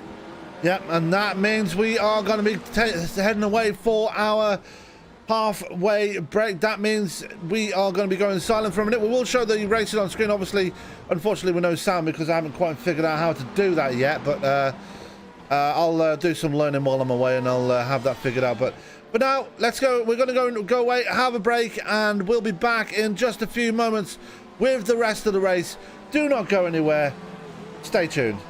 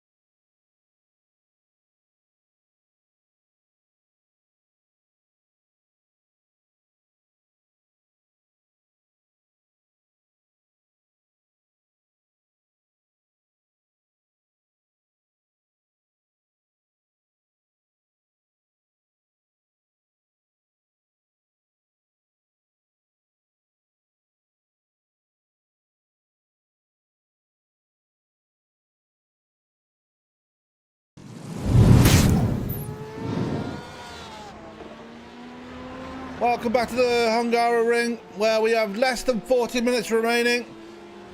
We've had a lot go on during the commercial break. Just as we went to commercial break, there was an incident going on in GTE between Terrell and Mackenzie Johnson. Byron, do you want to shed some light on that? Yeah, Mackenzie Johnson was out in front of Terrell. Terrell was putting the pressure on him, and Johnson was just driving it too hard, and he got it loose off of that infamous corner we were talking about. He spun it, but he didn't nose it into the wall. Nick Terrell was able to get by him, and then he just out there on an island by himself, he got a little tail happy. He spun it, allowed Paul Skip to get up into the podium position of third place, and now Nick Terrell, he's starting to leg it out a little bit more now over that battle going on between Paul Boyle and Aaron Fulford, which is really heating up right now. And then if you take a look at the battle in the GT3 class, Marcus Osborne has got a tail full of Nicholas Paletti right now. Yeah, Paletti looking for his second race win of the season. Marcus Osborne looking for his first ever race win in GTE. Will be great to see him get this one. We've had a pit stop in GTE from one of the front runners. That's Terry Calca Jr. in from second place for his second stop, and he is taking tyres for the second one around. Yeah, it looks like the tires aren't going to last until the end of the race. Like you said, Sam, we're about 35 minutes left in this thing. So track position's going to be key, and he's going to want to hang on to as much of it, get as much performance as he can out of that Porsche as he brings it out of pit lane. Handing the lead over to Lehman. Well, Lehman already had the lead. Yeah, already had the lead. But this battle in GT3 for first place, look how hot it is right now. They have not been able to separate themselves from each other since the drop of the green flag. Obviously, for those that are just joining us, Aaron Clayball was part of this lead battle in GT3. Unfortunately, got a penalty after trying to race Marcus Osborne out of pit road a bit too hard, and got a pretty hefty penalty out of it. He's now down in P12, a long way back from the race lead, so his race winning ambitions are over. But Nicholas Paletti, his teammates, still right there. GTE is pretty much over and done with at the moment, the way the gaps are looking, but GT3, everything to play for right now. Yeah, as taking a look at the from pit lane, Bobby Blazer having issues with that Lamborghini, decided to call it a night. Yeah, he's looks like Mark Thomas has called it a night as well. He's not been out of pit road for a while. Tyler Langenberg is still in pit road. He went into pit road just before we came back from commercial break, and he is all the way down. Actually, he's just put it on the hauler. Yeah, he's out. I want to focus on Carl Smith right now. He's slowly but surely, I don't know if you noticed this, Byron, but slowly but surely, Carl Smith is starting to creep himself into the race picture as well. He's in third place, only 4 seconds back off the top two. Yeah, he's had a quiet, he's had a quiet race. He hasn't been involved in anything, kept the car straight, just doing his thing out on the track. And like I said, faster traffic, all those GTE cars, he let them on by. He said, I'm not going to fight with you. I'm not going to sit there and hold you up. I'm going to do my thing. And it's paid dividends for him as he's looking at the step on the podium. Mackenzie Johnson in from P6. Probably going to get a fast repair after what he's just been through with Nick Terrell. Probably throwing a podium away potentially. But anything could happen. We've still got about 34 minutes left of this race to go. So keep your eyes peeled for whatever's going to happen. But I'm predicting this battle, like the battle between Osborne and Clayball, this battle between Osborne and Paletti, I feel is going to go down to pit stops again. I think Paletti's going to come down first because he came down first the first time around, and it's going to be a battle of who can get out of pit road faster, as still that Ferrari on Marcus Osborne looking very tail happy. Yeah, and now I'm wondering, because we watched these guys on their pit stall, their first pit stop did not take tires, and as tail happy as that Ferrari is getting, I'm wondering if it's going to be a tire call at the next stop or not, because you have someone so close to your rear bumper. Yeah, there is the question of dirty air as well. That is a thing that is very, very prevalent in iRacing, which is one thing we do applaud them for. If you get too close to the back bumper, it will affect the handling of the car as well. So I'm wondering if Paletti needs to take that into consideration as well. Well, I don't know how much the dirty air is going to affect him on this track, because we really don't see him climbing up out of, maybe tickling fifth gear once around this track. I haven't seen anyone doing it. It's been mostly a third gear track. As Paletti is all over, Osborne takes it wide. Paletti gets real close. He's got a shot to move it here. And it does, as they come out of the chicane into the technical section of the track, and still going all over the place. Chris Lawson has had an incident as he's put himself on the back foot right here, and we're going to take a look and see what happened to the driver of the Ferrari as he's battling with somebody. Oh, that was contact there going for the first kink, and that was the number 41 of Jimmy Covert he was battling with. Unfortunate contact there. You can't go side by side through that kink. No, you can't. You can't really go side by side in very many places in this track at all. No, you cannot. That's promoted JR Carp up to P8 right now. Having a decent race right now after he's got the battle out of his system between himself and Zachary Nürnberger. Nürnberger actually behind him now in P10 in GT3. We've got to keep an eye on these battles that are going on. Roger Shank is in the mix as well. Here goes the lunge. Here goes the lunge from Paletti. As we're going to take a look at it, Paletti's going to take a big dive to the inside, and that is it. The race lead has been taken by Nicholas Paletti. Now Marcus Osborne is going to try and fight for that position back. He's going to take a look to the inside in turn 2. Is he going to go for it? No, backs out of it just at the right moment. Now, if you're Marcus Osborne, do you make your pit stop now? Well, he came in after Paletti in the first stop, so I'm not sure if that's a wise decision, but we'll keep an eye on it and see. But we're going to go back and take a look at that pass, because we came to the last part of it. Just a big dive by Paletti from a long way back, and it paid off for him right there. Yeah, the nimbleness of that Porsche had better under braking. Ferrari seems to have more power on the straights, as Paletti's starting to pull out a bit of a lead of getting out on Osborne. So I'm wondering if Osborne, if the tires aren't just going away on him. I think that might be the case, because he's looking very unstable right now. That's Daniel Hingley trying to get around him, and Hingley will get around him. And he's got Paul Skip coming up behind him as well. Yeah, Osborne, the handling on that car with the bad the tires are, he's going to have to, you are right there, Byron. I think he's going to have to bring it in pretty soon, because those tires look like they're ready to give up. Yeah, and that's going to make me wonder if Paletti is going to bring it in to cover him, but go a no tire stop. I don't know. Paletti's car looks a lot more stable on the track than that Ferrari does.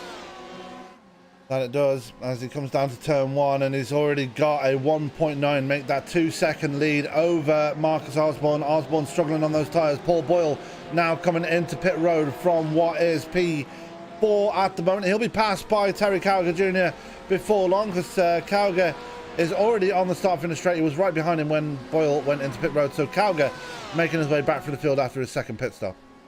Well, we talked about strategy at the start of this race, Sam. It might turn into a strategy race, and especially in the GT3 class between Paletti and Osborne, I do believe strategy is going to pay off. Would you want to be the first one to flinch and have the other one cover you off with a no tire stop, maybe? There's got to be a lot going through these guys' minds. There has. It's again, that old adage that we constantly talk about here, Byron. Mental fatigue. We are at 1 hour and 12 minutes into this race, and that is someone going off right there. I didn't quite see who that was. I think that might have been Dave Ferrara going off through the hairpin. Yeah, talking about mental fatigue. He saved it though. Good save there. That liquid moly Porsche looking very nice, but Dave Ferrara just letting his mind slip a little bit going into that hairpin and just getting it all completely sideways. Thankfully, did not hit a thing.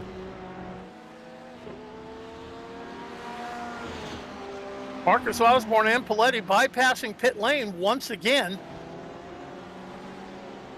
Yeah, Osborne is just doing everything he can to try and keep Paletti within eye shot of him. Going to be trying to Dragged that car all the way to the pit stops, but he's got to be careful because not too far behind him is Kyle Smith. Yeah, Kyle Smith, and not too far behind Kyle Smith, Sean Crowley. Yeah. We got a four-way battle setting up, off of the last pit stop in the GT3 class. Well, depending on how things turn out in the pit stops, we might do. We'll have to keep an eye on it, but Crowley and Smith are definitely starting to creep up on the back of Marcus Osborne, at least. Anyway, Poletti already out to a 2.1 second lead. It looks like Osborne has got the stability sorted on that car. Now he's not battling, but he's actually starting to gain time back on Poletti now. So Osborne, whatever was going on with him, is it looks like he's sorted it out for the time being, at least. Now, we've run several endurance races together, Sam, and we both know, and we've had to talk each other through it, that at some point, during an endurance race, your mind just goes to mush, and you back off that throttle a bit, or you lose mental focus for a bit, and it takes someone to keep you focused. And I'm wondering if that just didn't happen to Marcus Osborne there for a little bit, where his mind was just like getting fatigued before he was able to gather the concentration back again. That's a possibility. I mean, I think these problems are more car related than mental related, so it's not too much of a personal problem for him. But we've driven these Ferraris before. We know how they handle, and they do not respond very well to all tires at all. No, they don't. As Osborne gets it all sideways coming off of the turn, it looked like turn one there. Final turn. Oh, the final turn. That's allowed Kyle Smith to get even closer. As Nick Terrell brings it into pit road from P4. He was passed by Terry Cowger Jr. before he came in, but Terrell in for his final pit stop. That's going to allow possibly Paul Boyle back up to P4. Possibly, well, Aaron Fulford's a bit far back, so I don't think he's going to be able to catch Terrell before he's done his pit stop. So Terrell will rejoin in P5, so no problems for him. We're still waiting for pit stops from the GT3 leaders. Now, how long that's going to be, we don't know, but they are running out of time, and we know they can't make it the whole way. No, they can't.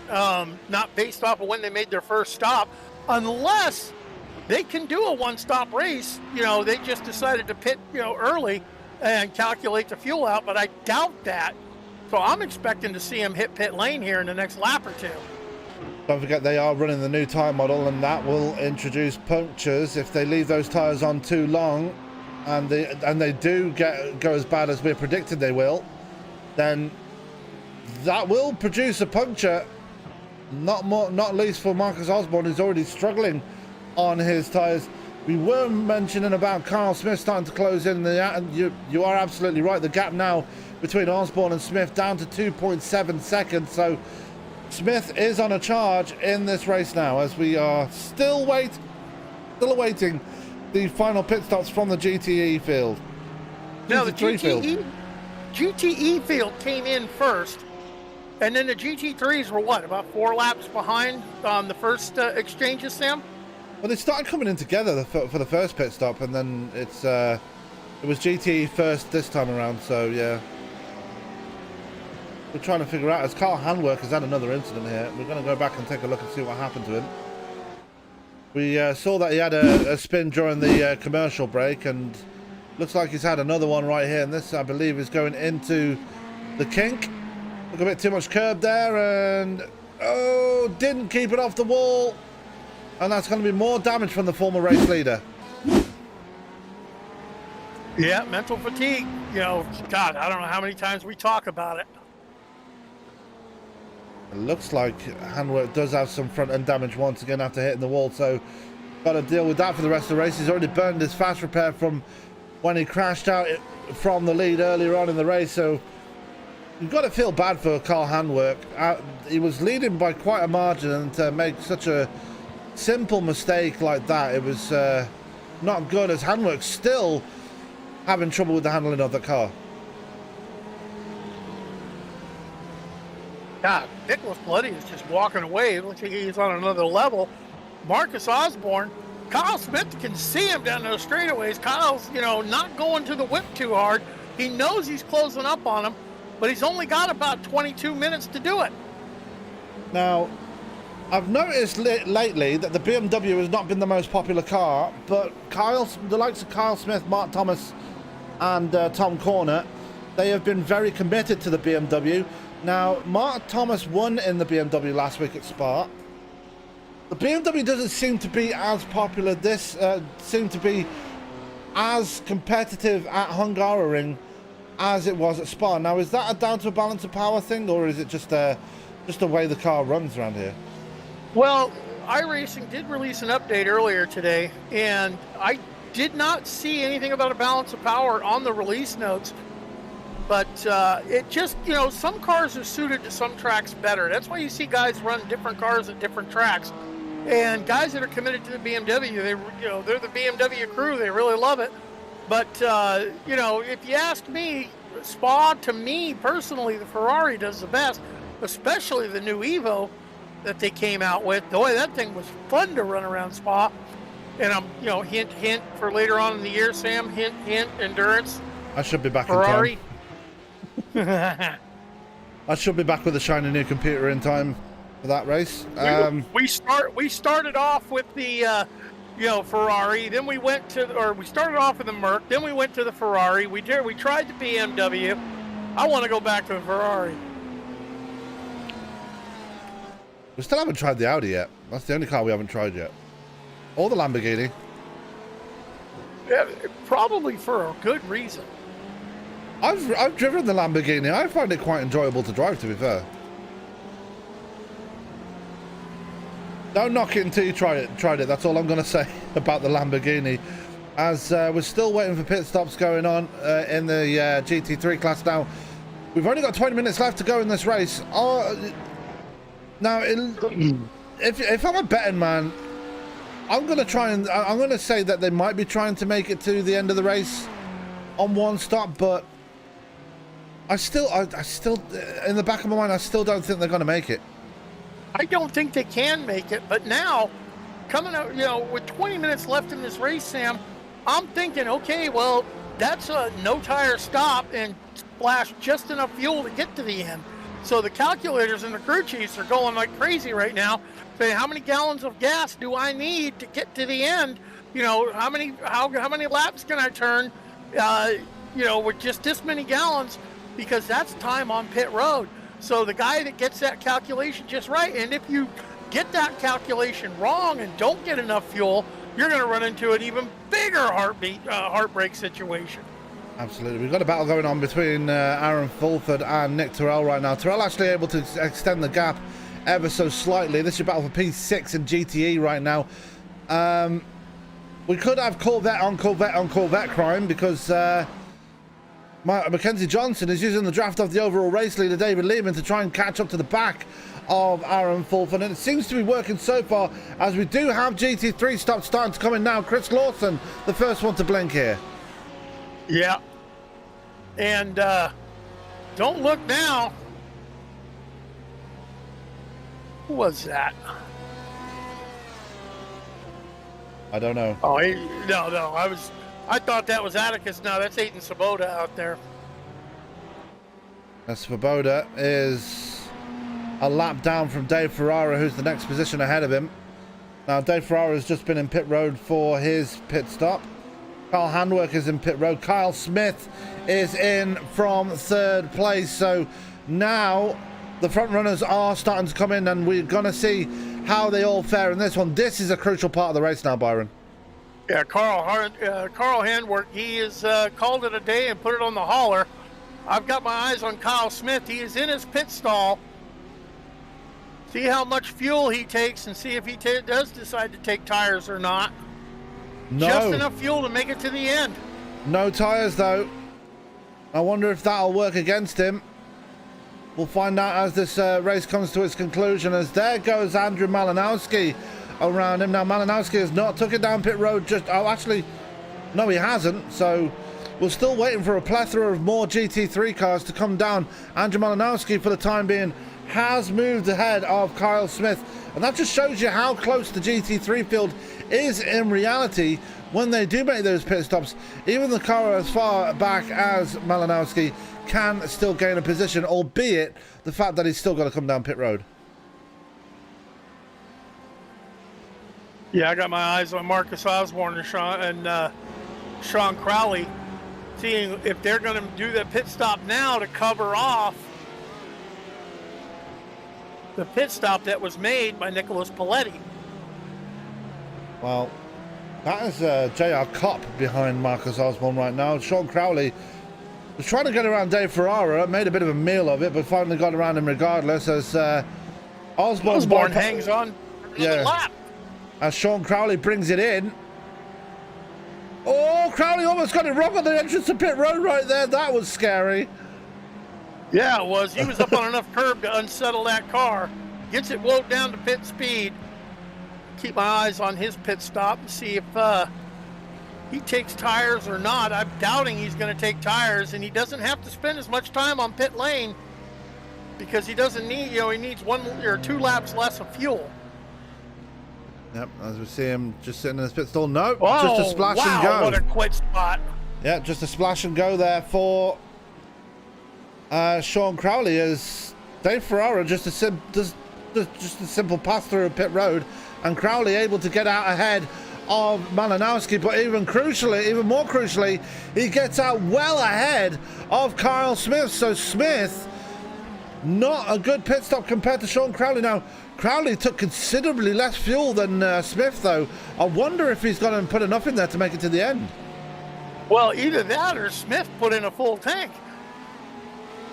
We'll find out as we get closer to the end, but we're still waiting for the top two to come into pit road, and still waiting to see if any more shenanigans are going to happen here tonight. At the moment, the whole field is spread out. The GTE field is about as spread out as it can be. David Lehman is only 16 minutes away from claiming another victory this season and will reclaim the top spot of the GTE Championship. Terry Calgar Jr. currently sitting down in P3 right now. He's already made his second stop tonight. Oh, wow. Marcus Osborne not giving up pit lane, or not bringing it down pit lane, going for another lap. Paletti's in. Oh, we got one around on the exit of the final turn. That is, I believe that's Chris Lawson. Facing the wrong way on a one-way street, and he finally gets it righted, but that was a scary situation, spinning right in front of Marcus Osborne. Yep, Paletti's in his pit. It's going to be a splash and go, I'm pretty sure. Oh, he's in there a long time. There he goes. He finally makes his exit. Let's take a look at Sean Crowley. Is he going to make it around? He's not. So Crowley not going to be close enough. Paletti will get back out ahead of him. The crucial one will be Marcus Osborne to see if he is going to bring it in before the end of the race, or if he's going to try and make it to the end. No way. No way he can make it to the end. Well, only time will tell, as he's trying to put a lap on Roger Shank right now. There is Shank going through the chicane, and Shank has had a very quiet or very underwhelming race, if depends on what way you look at it. Yeah, and it looks like Shank's causing Osborne to lose some time on the track. Time is precious. We've seen that. Osborne, okay, the last of the leaders to make a stop would be Osborne, and he got held up by Shank a lot. So now it's going to be interesting to see how much time Osborne's going to have to spend on pit lane to get enough fuel to make it to the end, and will those tires on the rear end of that Ferrari hang on to the end? Well, I don't think he's got enough of a gap to get out ahead of Nicholas Paletti. The gap is only 23 seconds. Here comes Osborne. Yeah, he finally comes to the pit road, but I don't think he's got enough of a gap over Nicholas Paletti to stay out ahead of him. Paletti is already coming up to the final few corners of this track right now. Osborne needs to get in and out very quickly now if he wants to stay out ahead, but I don't think he will. Well, I got my eyes on Osborne. You tell me where Paletti, when he crosses the start-finish line. Osborne hits his marks in his pits.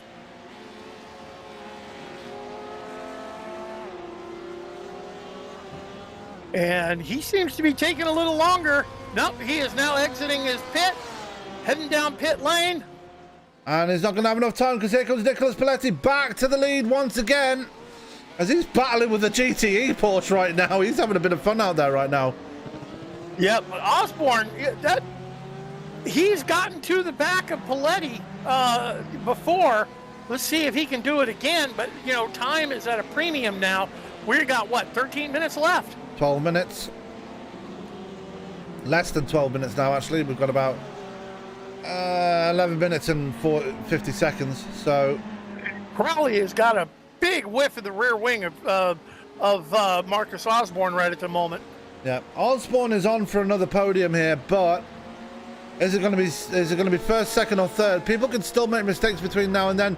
As the race leader, the overall race leader, David Lehman, finally brings it down pit road. He is going to have a huge gap over Terry Calgar when he comes out, and he does. 40 seconds. Still the gap between Lehman and Calgar as he comes out of pit road. Yeah, just a splash of fuel for Lehman. Smart thing to do. We do have a battle brewing in GTE at the moment. Aaron Fulford and Mackenzie Johnson going at it with Nick Terrell in the background as well. This is a battle actually for the last spot on the top 5 here. Mackenzie Johnson now, Nick Terrell and Mackenzie Johnson. We saw that battle before. Well, I saw it while we were out on break. And Mackenzie Johnson looped it, allowing Terrell to get by. And then Terrell, he had an issue where he lost position. And now we're back at it again as throw a blanket over these 3 cars for 5th, 6th, and 7th. Like I said, it's Corvette on Corvette on Corvette crime. So it's the battle to see who's going to be the highest finishing Corvette here tonight. And Aaron Fulford currently leading that battle as things stand right now. Keeping an eye on the gap between Osborne and Crowley. That is about a second, a gap between those two. Andrew Malinowski still hasn't taken it down pit road for his final stop yet, as we are creeping towards 10 minutes to go here. Malinowski is got to come down, but Crowley's still reaping the benefits of getting the jump. As here comes Mackenzie Johnson on the inside, and Fulford collects the back end, and Terrell goes into the back of Mackenzie Johnson. A 3-way fight there, and it's all come, well, Mackenzie Johnson has come off the worst in that one. Yeah, Johnson is not happy. You can tell he's driving angry as Terrell gets by. Fulford, Terrell, he was the big winner in that whole mess. But, you know, I can't call that to be anyone's fault other than, I don't know. You know, you had one driver try to drive it in deep, locked it up, bumped him, and then Nick Terrell had nowhere to go as he spun, you know, Mackenzie Johnson around. And Nick Terrell wound up being the winner out of that exchange at no fault of his own. He just had nowhere to go. Unfortunately, I've got to put that one on Mr. Johnson. He dove it in from a long, long way back, and the gap was closing. And unfortunately, Mackenzie Johnson caught the back end of Aaron Fulford's car, and Nick Terrell literally had nowhere to go. So if there was any fault to go, unfortunately, it was going to have to go on Mackenzie Johnson for that pretty rash move he pulled on the 2 cars in front of him. Yep. On the car in front of him, sorry. So this race coming to its conclusion now. Actually, Lehman only has a 15-second gap, so it's a bit less than I thought it was. But as Andrew Malinowski finally brings it down to pit road, we can actually get a good picture of where things are going to lie right here. GT3, like I said, is pretty much done and dusted right now. Although there's only a 1.5-second gap between Terry Calgar Jr. and Paul Skip. GT3 looks like it's pretty sewn up right now. Nicholas Paletti almost 4 seconds ahead of Marcus Osborne, who's struggling to keep Sean Crowley behind him now. Yeah, Marcus Osborne trying to stay on that second step of the podium, but that Ferrari is just giving up the ghost on traction. I mean, that thing is real tail happy. You know, if Osborne gets on that throttle just a little too heavy, you just see that rear end step out ever so slightly. I mean, he's doing great at controlling the car, recovering from it, but it's costing him time on the track. Every time he does it, he gets that little wiggle, and there's Crowley just to take advantage of it, but just not quite having enough of an advantage of it as these 2 Ferraris duke it out. Yeah, I mean, what is the difference? I'm guessing it's a difference in driving styles that's causing the difference here. Obviously, Osborne is struggling on old tyres. Looks like Sean Crowley still got all the grip underneath him in the world, so Is it a difference in driving styles and how they're handling the track around here, or is it just the fact that, I don't know, is it, it's got to be some sort of difference that's causing the higher tyre wear on Osborne's car than Crowley's? Oh, so Osborne gets the tail happy one more time. Yeah, when you've got a car in your rearview mirror that close, trying to overtake you, putting the pressure on you, you start driving a little harder. You send it a little deeper. You get on that throttle a little quicker. And, you know, right now, Crowley has the advantage of easing into that throttle. He knows he doesn't have to push that hard. As Crowley takes a peek at the inside, not quite this time going into turn one, as Osborne, a bit of a connection blip there. But Osborne is trying to do his damnedest to run away from Crowley, so he's getting on that throttle ever so quick, you know, more quickly, and that's causing that car to step up, break traction on those older tires, and Crowley's just sitting there. I'm going to be here knocking on your rear door. I'm waiting for you to make the, you know, step on your own junk, and I'm going to go by you. But Osborne doing a great job at recovering it and driving that line, you know, that same race line he's been driving this whole thing. And then another thing that takes you a factor, Sam, is we're coming down to the end of this race. We got what? Less than 10 minutes. And, you know, how many times have you stepped on that throttle? How many times have you had to get on that brake? You're getting physically tired as well as mentally tired, as here we go. Crowley has that inside line on him, and they are side by side. Oh, Osborne gets it out in front. Crowley is right there. And Crowley desperate to get by. Osborne doing everything he can to keep Crowley behind him. It's going to be very close between these two at the line. And Osborne doing a lot of defensive driving right now as here comes Crowley taking a quick peek to the inside, but Osborne has him covered off now as they come to the final two corners of the track right now. And this is where it's going to be crucial for Crowley. If he can get a good exit out of that final corner, he'll be odds on to try and get around that number 7 Ferrari. Yep, and they enter that that final corner. Crowley takes a wider line through it, as he just doesn't look to have enough of that grip left in his tires to get close enough to make that lunge into turn one. And just as I say that, it looks like he's trying to take a peek, but he's not going to do it this time around either. No, it's not. As we go to 5 minutes left in this race, David Lehman is pretty much on a victory trail right now and looking to pick up his second race win of the season, and will pretty much really, he's either going to be on level points with Terry Cowger, or he's going to be on he's going to be very close to Terry Cowger anyway. Lehman did only pick up a couple of points last week because of a connection issue, dropped him out of the race, so Lehman does have that retirement in his working against him, although that would probably count as a drop week if Lehman carries on, doesn't have any more retirements for the rest of the season. As there goes Cowger across the line to complete another lap there. He does have Paul Skip, though, trying to close in on him at a very fast rate right now. Yeah, it looks like, you know, I'm watching Osborne and Crowley, and it looks like Osborne's tires are just worn a bit more than Crowley, because when they get to that technical quick switchback through the chicane, Crowley is able to get right to the rear bumper of Osborne, but then once they hit the faster corners, the more sweeping ones in the straight, Osborne is able to stretch it out enough to keep the corner covered for the lunge. Yeah, so Osborne doing everything he needs to do to keep Crowley behind him, and he's going to probably be sweating buckets now for these last 5 minutes, and these 5 minutes are going to be the longest 5 minutes of his life, I'm pretty sure, as they come out of the final turn. And Crowley very much closer this time around, but had to make a big meal of it right there. Yep. Just too much on that final corner, trying to suck up so he can make the move. Takes another peek, can't quite get it done. Looking to run a different line through turn one to see if he can make, you know, the crossover. Did not quite work right there. Oh, it might work for him into turn two, though, because he's going to try and get alongside here. Osborne has him covered, though. Some great driving from both of these drivers here tonight, and I gotta say, if I'm going to look for a driver of the night tonight, it's got to be Marcus Osborne, because he has been doing this all night long tonight. He's been in one constant battle after another, and the way he's been able to position that car tonight has just been absolutely fantastic. Yeah, I haven't seen him get rattled to the point where he's making major mistakes.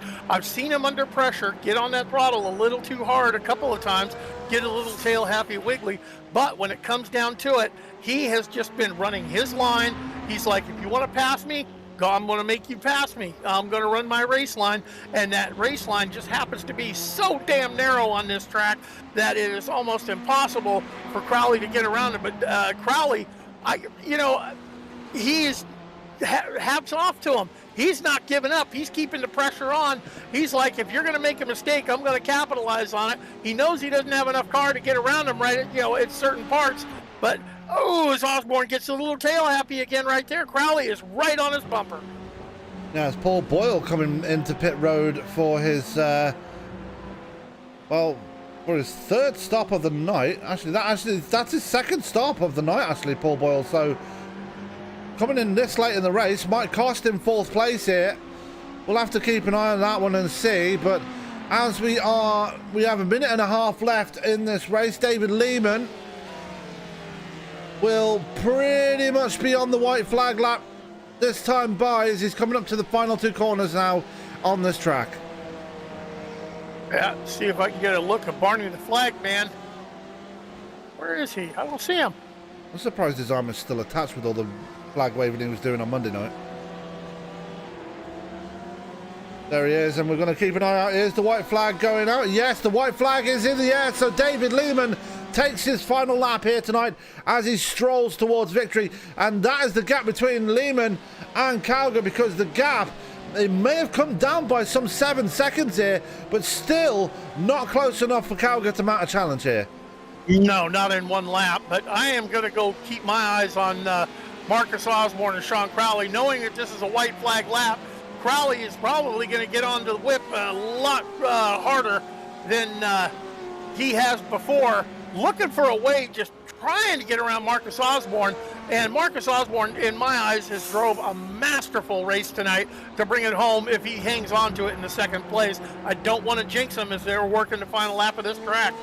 Well, Lehman's on the final lap. I don't know if they are, but here is Lehman just coming through the chicane right now. And we're going to call him all the way to the flag, because we'll get to Osborne and Crowley in just a second. Boyle did come back out of pit road ahead of Nick Terrell by some 11 seconds. Mackenzie Johnson in a battle with Aaron Fulford. We'll go to that in a second. We'll keep focused on the overall race leader, because David Lehman, he had a big setback last week at Spa with a big connection issue which dropped him out of the race, but this time around he's made sure it has been done properly. He has led since the pit stops happened. He got a massive jump on Terry Calgar and has not looked back ever since, and he's gone all the way to the checkered flag here tonight as he comes through the final corner. David Lehman is going to claim honours here tonight and will win at the Hungaroring. A fantastic win for the GTE, and probably really going to put his stamp his authority on the championship now. Yep, and watching that battle with Marcus Osborne and Shane Crowley for second place in GT3 class, they had a GTE car, became an issue as it worked around them. I thought it was going to, he got around Marcus, or got around Crowley, and I thought it was going to be an issue, but then he actually held up Marcus Osborne, so Crowley is right there on his tail. The battle for second place is just heated right now as they make their way through the switchbacks.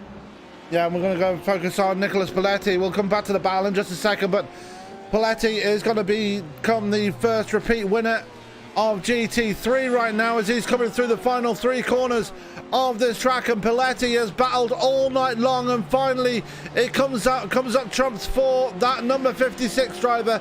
He is really in the championship fight for this season right now as he comes through the final corner, and he will claim GT3 honours here at the Hungaroring. What a result for Nicholas Paletti, and really stamps his authority on the GT3 championship as we focus on the battle for second place here, and Marcus Osborne just holds on to second place, and what a run for Marcus Osborne, getting that position right there. Crowley having to settle for third place in this one, but what a battle we've been seeing all night. Not just from Sean Crowley and Marcus Osborne, but Marcus Osborne. It's been the Marcus Osborne show tonight. Yeah, it has, most definitely. As Marcus Osborne's actually out there spinning donuts and he gets into it, but you know what? Let them have their fun. He drove a masterful race. I can't wait to talk to him post-race, Sam, and see exactly how mentally whipped and physically whipped they are, because that was a masterful, if this track taught me something, it says patience. You needed patience to get your position in this race and hang on to it, as we saw a masterful display of that patience from Marcus Osborne. That we did. A great second place here tonight, but hats off to your race winners, though. They are the ones that really came. Well, they got the main victory here tonight. David Lehman, your winner in GTE. Nicholas Paletti. Let's talk about Nicholas Paletti for a second. He was another one battling all night long here tonight, especially with Marcus Osborne as well. Came out on top through the pits. Well, after it was all it took was one mistake from Marcus Osborne and Paletti was gone. Yeah, and then don't forget Aaron Claybaugh. He was a big part of that battle for a very long time, and it looked like a penalty just wiped him out. Yeah, and he recovered for a top 10 out of this. He finished in P8, so good recovery there by Aaron Claybaugh. Very good recovery. Paul Skip, who had a big spin earlier, great third place for him. We'll be happy with that recovery drive, and Terry Calgar Jr. obviously second in GTE. Definitely battle lines have been drawn between David Lehman and Terry Calgar Jr. with regards to the GTE championship. Yeah, and it's going to be interesting to see how that plays out through the rest of the season. Yep. So with that, we're going to go straight to the interviews for tonight's broadcast, and we are going to go to the overall race winner, and Byron, I believe, if I can find him, and he's not even in Discord again. Just give me 2 seconds. 1 Mississippi, 2 Mississippi. There's your 2 seconds. Just kidding. Trying to get the guys in here to talk about the race victory. What a race we had. I am. Yeah, the track was, I'm looking through the comments from the drivers that retired early. Tyler Langenberg saying this track really messes with tires. Yeah, I'm going to agree with you there.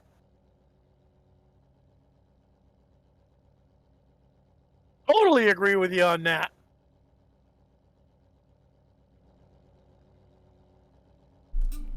So we're still waiting. We're waiting for David Lehman to get into Discord so we can speak to him.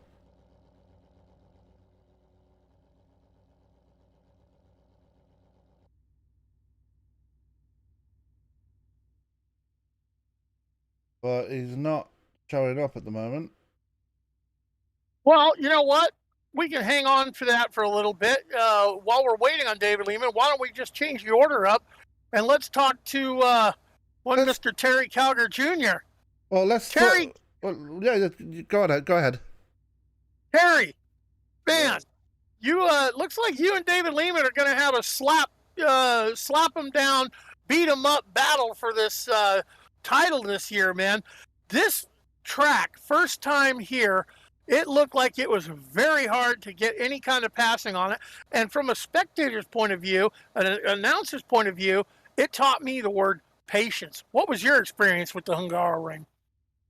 It was very slick. As you can imagine, you could probably tell by the broadcast, there's only like turns 1 and the final turn you can make passes. The rest of it's just a procession around this place. There's no real good places. I got lucky, and a couple of GT3s gave me a break going into that chicane and let me get by. But other than that, it was just, follow the leader on a very hot and slick track. Yeah, we saw there was a couple of corners that gave a lot of drivers issues where it looked like it was snap, see you by, spin. And when they caught that spin at that right spot, it was nose into the wall, time to fix damage. You didn't seem to have too much of a problem with it. I do want to ask you, how mentally draining is this track? Oh my gosh, I'm ready to pass out and not wake up till next Wednesday, put it that way. Um, That was one heck of a run we saw. I was trying to come back after, to Lehman after I had that spin. It kind of threw me off. I was like, you know what? I got to do something different. And I took left side tires and it helped. Almost got there. I just got caught up in some traffic that, I couldn't do anything with. And I think that was ultimately what decided. Well, you wound up on the second step of the podium. You're in one heck of a points battle for the championship. I can't wait to see how this plays out. Where are we headed next week? Le Mans. Lamar. Oh, Le Mans. That is one long track. You're going to get some mental breaks in that one, but my experience at Le Mans is that mental break down that long straightaway, and then all of a sudden it turns technical. Sometimes that mental break throws your rhythm. Look forward to see how you guys handle that one. Yeah, it's going to be fun. I have some unfinished business there from last season. I sat on the pole and led the first fuel stint and then goofed it up going into pit road and collected myself a nice 40-second penalty. So I got some unfinished business and some payback coming. Well, there you go. That's your second place finisher, Terry Calgary Jr. Anyone you want to throw a shout out to before we let you go celebrate? Family and friends that watch every week. My dad calls me. He enjoys watching us. He's so glad that you guys are back and doing it. Mark for putting on the league, anybody, the team I raced with for the 24 over the weekend, the whole Pony Express group and everybody that we race with is just great.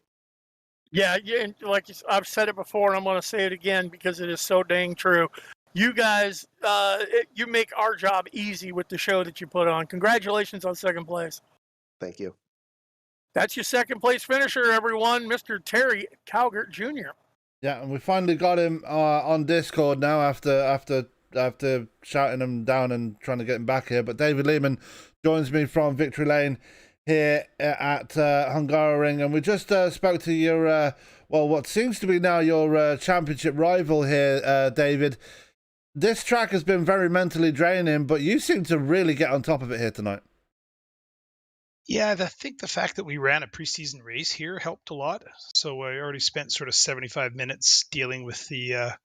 It's kind of a frustrating track to drive. You really have to be patient with the throttle, and you have to brake way sooner than it seems like you should. But you kind of just have to hit your marks, and yeah, it definitely did help though having that preseason race. Yeah, it definitely worked in your favor as well, especially with the pit strategy. Definitely worked in your favor with how things went there. Were you surprised to have such a big gap over Terry after that first pit stop? I was sort of yes and sort of no. I wasn't sure what his tire strategy was going to be. I thought if he took tires, I might have a pretty good gap, and I didn't take tires. And I sort of paid for that at the end of the race. I think I finished with 38% in my front left, and so I was really, really having to sort of baby my tires at the end there and manage my lap times. I could see he was closing the gap, but luckily I had enough of a lead that I was able to manage it down to the end. Yeah, obviously that definitely paid off for you, and obviously he was catching you near the end there. The gap was 6 seconds after what was a 15-second gap after your second pit stop, but he definitely came on top, got a win. Definitely got over the heartbreak of last week. I mean, this one's got to be a confidence booster after that one, right? Yeah, I was really looking forward to Spa. Spa is one of my favorite tracks. And then I was working on my trying to improve the resolution in my headset. And somehow I had a setting in Windows that after 30 minutes, it thought the headset was asleep. And so it turned it into sleep mode. So I was going down the Kemmel Straight and my VR headset went blue, and that was the end of my race. So that was kind of frustrating. So it's nice to follow it up this week with a win. Definitely nice to get that win. Absolutely, and definitely keeps you in the championship fight heading into next week as well. And next week, well, we go back to a league favorite here. We go to the Le Mans track. Definitely one that you had a good performance at last season. Definitely looking for another good performance this time. No, unfortunately not. I'm skiing up at Big White next week, so next week's a drop week for me. I'm going to miss next week, unfortunately. So it's kind of ironic that I'm missing the track that is the same last name as me, but so be it. I'll be up in Kelowna, hopefully skiing some Champagne interior powder. Well, that's one way to one up your league race anyway. So definitely should be enjoying that one next week. Well, David, congratulations on your win tonight. Great comeback after the heartbreaker last week. Who have you got to give a shout out to tonight, and who's responsible for putting that Porsche on in victory lane here tonight? Well, I'd like to have a shout out to my son Zach, who's a pretty good sim racer in his own right. I think he was watching the race tonight, so a shout out to him, and shout out to the sponsors of the Porsche, Mantis Sport. So thanks a lot, guys. All right, well, David, congratulations one more time. Great win, and don't enjoy your skiing trip too much next week, right? I'll try not to. Thanks. Cheers. That was David Lehman joining us from Victory Lane. Now joining Byron from Victory Lane in GT3 is a man that's really stamped his authority on the championship that's won, Mr. Nicholas Paletti. Hello. Nick, I am totally blown away by the battle that we saw with you, Aaron, and Marcus early on through the race. It looked like Aaron, trying to get into that pit stop in that pit exit race with Marcus, kind of shot himself in the foot. Looked like he caught a penalty for it, which left you and Marcus battling. And it looked like your Porsche just had the performance to pull away, and you legged it out. Congratulations on the win. What's your thoughts at the end of running an hour and 40 minutes at the Hungaroring? Well, thank you so much. Honestly, that was an amazing race. Tires were the biggest thing for this race. I mean, the track was just so hot. It was really hard to keep the tires at a decent temperature if you wanted to push. And after the chaos of lap one, I just really wasn't comfortable pushing. So I just kind of decided, let's back it up, be conservative on the tires, and try to make them last to the end. And I think that's really what helped me have the pace there towards the end, because I had just that little bit more grip, so I was able to put in some faster lap times and then capitalize on mistakes. I mean, another 10 laps though, I mean, I think we saw somebody had like a tire blowout, so I mean, another 10 laps, it would have been, I think, a completely different race. Yeah, I was noticing that on tires. I've seen some guys take tires on a stop. Most everyone didn't. And I was wondering about managing that, because this track looked like it was rough on tires. Because if you would have stopped and took tires, say, on your first pit stop, you'd have given up track position. And it looked like track position was at such a premium. How hard was it really to pass on this track? I mean, very hard. I mean, when we were racing at the beginning, I mean, I was holding up Marcus pretty good. And once he got past, I just let Aaron by because he was faster at that point. So I mean, it was really difficult to make overtakes without some kind of mistake, and even letting GT3s through. I mean, they had a little bit of a power difference, but through the corners, I mean, they're pretty much the same. So it was, I think, really processional going through there. So you had to nail your strategy. I had debated taking tires maybe halfway through the race, but it adds a good 20 seconds, 30 seconds onto your pit time. And from what I saw from the guys that were taking tires, after another 5 laps, they dropped back to the same times we were running up front. So I think it was almost a no-brainer to not take tires, but it was an interesting one, definitely. Yeah. Well, we put Hungaroring in the books. You took the top spot. Congratulations. Going to a totally different track, Le Mans next week. What's your thoughts? Yeah, I think it'll be interesting. I think we're doing another night race there, so that'll be fun. I think this will be the first time that I've run a car with this much downforce at Le Mans, because usually, I mean, you trim out the car to just go really fast on the straight, which is almost the whole track. So it'll be interesting to see what kind of lap times we can run at night. Yeah, I think last season I had a not so great experience getting into an incident lap one, so I'm looking forward to a little redemption going to Le Mans, and we'll see what happens. All right. Well, congratulations on the victory. Who do you want to shout out to help you get there? Yeah, definitely my teammate, Doge Squad Racing, Aaron Clayball. He had a heartbreaker tonight, but he was really, really helping me with practice and pushing me to keep finding time as we were practicing. So he's been just a great teammate. And shout out to Marcus, who was doing really well this race. I mean, I think either of us could have pulled that win there. And shout out to the league and you guys for putting all this together. It's been a great season, and can't wait for the rest of it. Yep, and we look forward to seeing the rest of it. Thank you for making our job real easy, man. That's your race winner, everyone. Pilot of the 56 machine, Nicholas Paletti. Thanks, guys. That was Nicholas Paletti joining us from Victory Lane in GT3. Now, this is going to be a popular one, Byron. We're going to have Marcus Osborne. And for the first freaking time since we started broadcasting this thing, we finally get to speak to one Mr. Marcus Osborne. Now, Marcus, it has been the Marcus Osborne show here tonight. You got the driver of the night simply because of the way you drove that thing tonight. You drove the absolute wheels off it tonight and came in with a second place. Got to be happy? I am excited, and I can't believe I'm finally here. It only took like a year. It did. A lot of Reese's paint schemes, a lot of wrecks, but you finally got here and definitely put on a masterful drive. Bring back the Reese's. I'll have to make one for the Ferrari now. I mean, USPS delivered, you know? Not quite, but we'll get to that in just a second. But we'll... a good run for you tonight, Marcus. Just a masterful drive. You knew exactly where to put that car, not just to keep Paletti and Clayball behind you, but you definitely did it as well when you were battling with Crowley as well.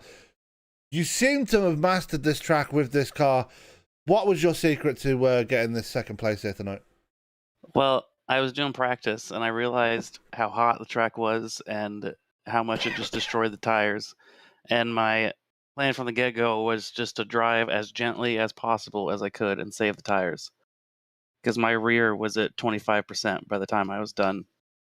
Yeah, we noticed you were struggling with tires from the midway through the race onwards, and unfortunately it was that cost you the race win here tonight. Were you serious? Was the tire wear really that much of an issue after the mid part of the race? Yeah, there when Nicholas got around me, I couldn't get the power down out of the corners anymore. The rears were gone. And then I saw Crowley just hunting me down that entire time. That was pretty stressful. Yeah, let's talk about these battles that you had. You had a lot of... You just had one battle after another here tonight. You had the two Doge Squad racing cars around you all night long. Unfortunately, Aaron had the penalty midway through the race, which cost him a potential podium here tonight. But it was just one battle after another for you tonight. It definitely kept you on your toes tonight, right? Yes. Did you get the pass on pit road? Yeah, we did. That's what gave Aaron Clayball the penalty. So. Oh, did it? Yeah, I think Good. so.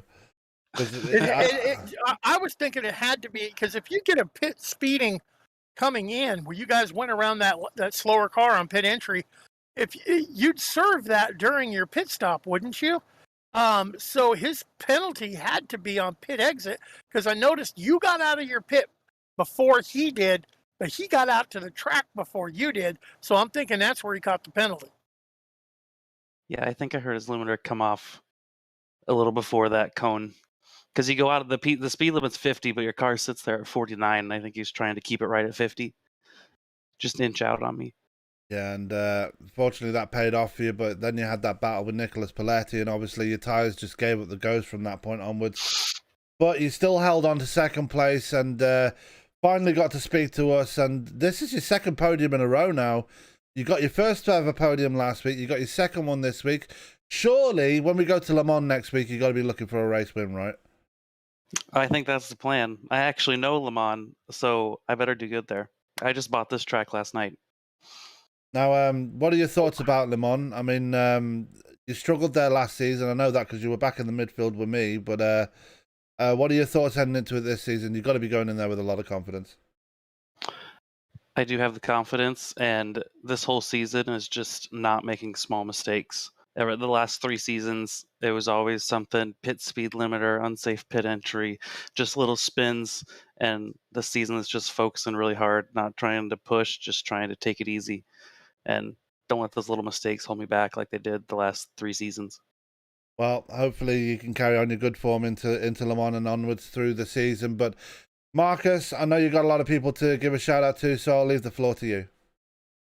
Well, I want to thank my wife for putting up with me while I sit here and practice every night, just so I could have a chance to talk to Sam and Byron. And thank my friends that tune in and watch me every night. I finally won. They finally got to hear me on the interview. And thank Mark and the whole Pony Express team for putting this league on. It's been a really fun time, and I really enjoy it, and I hope it stays around for a long time. And I want to thank you guys for being really good broadcasters. Because that brief moment where you guys were gone, the broadcasts were pretty boring, and now I like watching them again.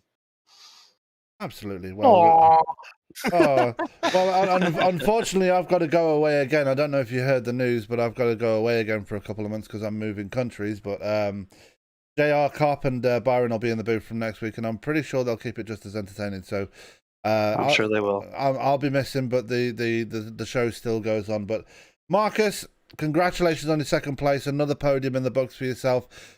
Go out and get some rest. Go and celebrate, and we'll catch you next week when we head to that great track in France. Thank you, guys. See ya. That was Marcus Osborne joining us in the booth, and he didn't sound happy, but you could definitely tell he was. Well, you sounded tired to me, because you know what? That was a masterful class of patience in driving, hitting his marks. And then you heard him, he couldn't put the power down the whole second half of the race. We saw that Ferrari getting real tail happy. And, it's what a throttle control. And that takes a lot of mental energy to not loop that thing coming under power when your tires are that roasted in the rear. I mean, great drive from him. He's earned the rest. He's looking forward to Le Mans. I'm looking forward to next week for the race, but I'm not looking forward to next week because, damn, Sam, couple of months, we got to get you up and running in the new country.